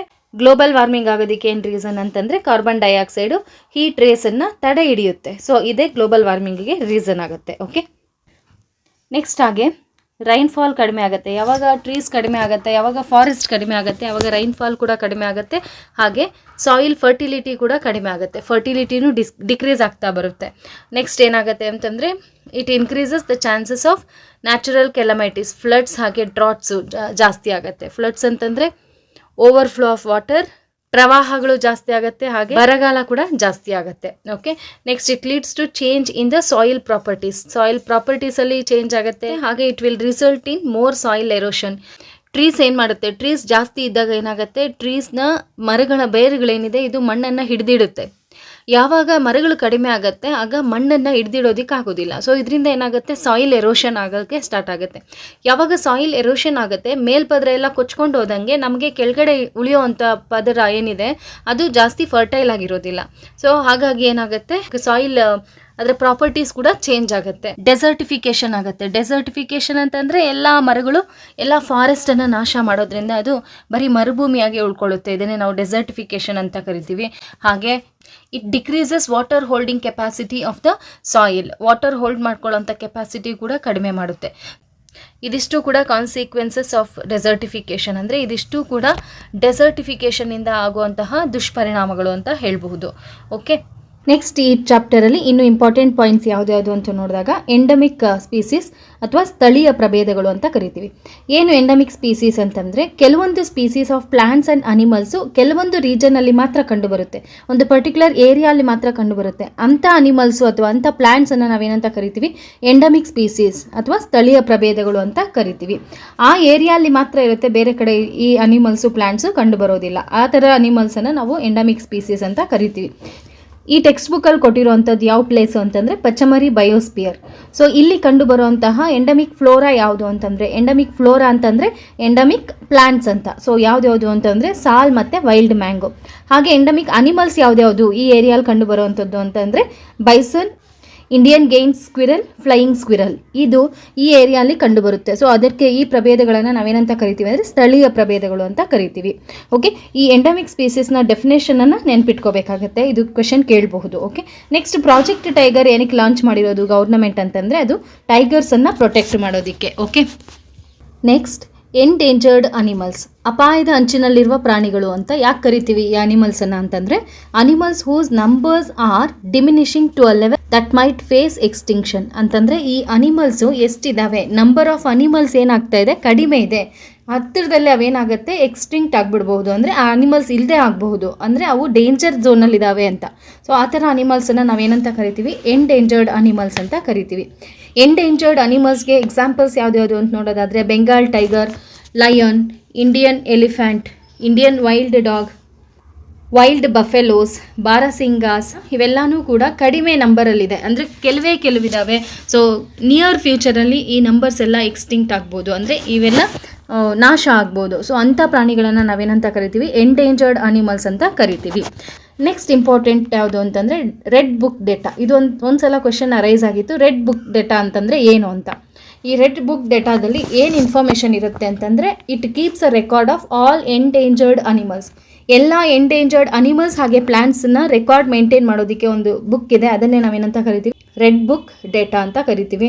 ಸೊ ಇದರಲ್ಲಿ ಏನು ಇನ್ಫಾರ್ಮೇಷನ್ ಇರುತ್ತೆ ಅಂದರೆ ಎಂಡೇಂಜರ್ಡ್ ಅನಿಮಲ್ಸ್ ಹಾಗೆ ಪ್ಲಾಂಟ್ಸ್ ಬಗ್ಗೆ ಇನ್ಫಾರ್ಮೇಷನ್ ಇರುತ್ತೆ. ನೆಕ್ಸ್ಟ್ ಏನಂದರೆ ಮೈಗ್ರೇಟರಿ ಬರ್ಡ್ಸ್, ವಲಸೆ ಪಕ್ಷಿಗಳು. Migratory birds fly to far away places every year during a particular time because of climatic changes. Climatic changes ಆದರೆ ಅಂಥ ಪ್ಲೇಸಿಂದ ಬೇರೆ ಪ್ಲೇಸಿಗೆ ತುಂಬ ದೂರಕ್ಕೆ ಟ್ರಾವೆಲ್ ಮಾಡ್ತವೆ. ಅಂಥ ಬರ್ಡ್ಸನ್ನು ನಾವೇನಂತ ಕರಿತೀವಿ, ಮೈಗ್ರೇಟರಿ ಬರ್ಡ್ಸ್ ಅಂತ ಕರಿತೀವಿ. ಇದಕ್ಕೆ ಎಕ್ಸಾಂಪಲ್ ಯಾವುದು ಅಂತಂದರೆ ಸೈಬೀರಿಯನ್ ಕ್ರೇನ್. ಸೈಬೀರಿಯನ್ ಕ್ರೇನ್ ಅನ್ನೋದು ವಿಂಟರ್ ಸೀಸನಲ್ಲಿ, ಚಳಿಗಾಲದಲ್ಲಿ ಸೈಬೀರಿಯಾ ಹಾಗೆ ಸೆಂಟ್ರಲ್ ಏಷ್ಯಾ ಕಡೆಯಿಂದ ನಮ್ಮ ರಾಜಸ್ಥಾನ್ಗೆ ಬರ್ತವೆ. ರಾಜಸ್ಥಾನ್ನ ಕೆಲಿಡಿಯೋ ನ್ಯಾಷನಲ್ ಪಾರ್ಕ್ಗೆ ಬರ್ತವೆ. ಸೊ ಹೀಗೆ ಎವ್ರಿ ವಿಂಟರ್ ಸೀಸನ್ಗೂ ಆ ಬರ್ಡ್ಸ್ ಏನಿದೆ ಅಷ್ಟು ದೂರ ಟ್ರಾವೆಲ್ ಮಾಡಿ ಬರ್ತದೆ. ಸೊ ಸೈಬೀರಿಯನ್ ಕ್ರೇನ್ ಅನ್ನೋದು best example for migratory birds. ಯಾಕೆ ಅಷ್ಟು ದೂರ ಅದು ಟ್ರಾವೆಲ್ ಮಾಡುತ್ತೆ ಅಂತಂದರೆ ಬಿಕಾಸ್ ಆಫ್ ಕ್ಲೈಮ್ಯಾಟಿಕ್ ಚೇಂಜಸ್. ಸೈಬೀರಿಯಾದಲ್ಲಿ ಆ ವಿಂಟರ್ ಸೀಸನಲ್ಲಿ ತುಂಬ ಕೋಲ್ಡ್ ಇರುತ್ತೆ. ಸೊ ಅಂಥ ಸೀಸನ್ನಲ್ಲಿ ತಪ್ಪಿಸ್ಕೊಳ್ಳೋದಕ್ಕೆ ಅದೇನು ಮಾಡ್ತದೆ ಅಂತಂದರೆ, ಆ ಬರ್ಡ್ಸ್ ಏನು ಮಾಡ್ತವೆ ಅಂದರೆ ಸೈಬೀರಿಯಿಂದ ನಮ್ಮ ರಾಜಸ್ಥಾನ್ಗೆ ಬರ್ತವೆ. ಓಕೆ, ಸೊ ಇವಿಷ್ಟು ಇಂಪಾರ್ಟೆಂಟ್ ಪಾಯಿಂಟ್ಸ್ ಈ ಚಾಪ್ಟರ್ ತಗೊಂಡಾಗ. ಸೊ ಕ್ವಿಕ್ಕಾಗಿ ಈ ಚಾಪ್ಟರ್ ರಿವಿಷನ್ ಆಯಿತು. ನೆಕ್ಸ್ಟ್ ಇನ್ನೊಂದು ಚಾಪ್ಟರ್ಗೆ ಹೋಗೋಣ. ಡಿಯರ್ ಫ್ರೆಂಡ್ಸ್, 8th ಸ್ಟ್ಯಾಂಡರ್ಡ್ ಬಯಾಲಜಿಯಲ್ಲಿ 7 ಚಾಪ್ಟರ್ಸ್ ಇದ್ದಾವೆ. ಆ 7 ಚಾಪ್ಟರ್ಸು ಕೂಡ ಒಂದೇ ವಿಡಿಯೋಲ್ಲಿ ಕ್ವಿಕ್ ರಿವಿಷನ್ ಆಗಬೇಕು ಅನ್ನೋ ಉದ್ದೇಶದಿಂದ ಈ ವಿಡಿಯೋನ ಮಾಡಿದ್ದೆ. ಬಟ್ ವಿಡಿಯೋ ಲೆಂತ್ ಜಾಸ್ತಿ ಆಗಿರೋದ್ರಿಂದ ಪಾರ್ಟ್ 1 ಹಾಗೆ ಪಾರ್ಟ್ 2 ಅಂತ 2 ವಿಡಿಯೋಸಲ್ಲಿ ನಾನು ಅಪ್ಲೋಡ್ ಮಾಡ್ತೀನಿ. ಸೊ ಟೋಟಲಿ 1.5 ಅವರ್ ಇರುತ್ತೆ. ಸೊ 1.5 ಅವರಲ್ಲಿ 8th ಸ್ಟ್ಯಾಂಡರ್ಡ್ನ ಎಲ್ಲ ಬಯಾಲಜಿ ಲೆಸನ್ಸನ್ನು ನಾವು ರಿವಿಷನ್ ಮಾಡ್ಕೋಬೋದು. ಓಕೆ, ಈ ವಿಡಿಯೋಲಿ ಫಸ್ಟ್ 4 ಚಾಪ್ಟರ್ಸ್ ಅಂತಂದರೆ crop production and management, micro organisms, friend and foe, conservation of plants and animals, cell structure, ಈ 4 ಚಾಪ್ಟರ್ಸನ್ನು ಕ್ವಿಕ್ ರಿವಿಷನ್ ಮಾಡ್ಕೋಬೋದಾಗಿದೆ. ಓಕೆ, ಈ ವಿಡಿಯೋ ತಮ್ಮೆಲ್ಲರಿಗೂ ತುಂಬ ಯೂಸ್ಫುಲ್ ಆಗಿರುತ್ತೆ ಅಂತ ಭಾವಿಸ್ತಾ, ಯೂಸ್ಫುಲ್ ಆಗಿದೆ ಅನಿಸಿದ್ರೆ ಲೈಕ್ ಮಾಡಿ, ಶೇರ್ ಮಾಡಿ, ಹಾಗೆ ಸಬ್ಸ್ಕ್ರೈಬ್ ಮಾಡಿ ಅಂತ ಹೇಳ್ತಾ ವಿಡಿಯೋನ ಎಂಡ್ ಮಾಡ್ತಾ ಇದ್ದೀನಿ.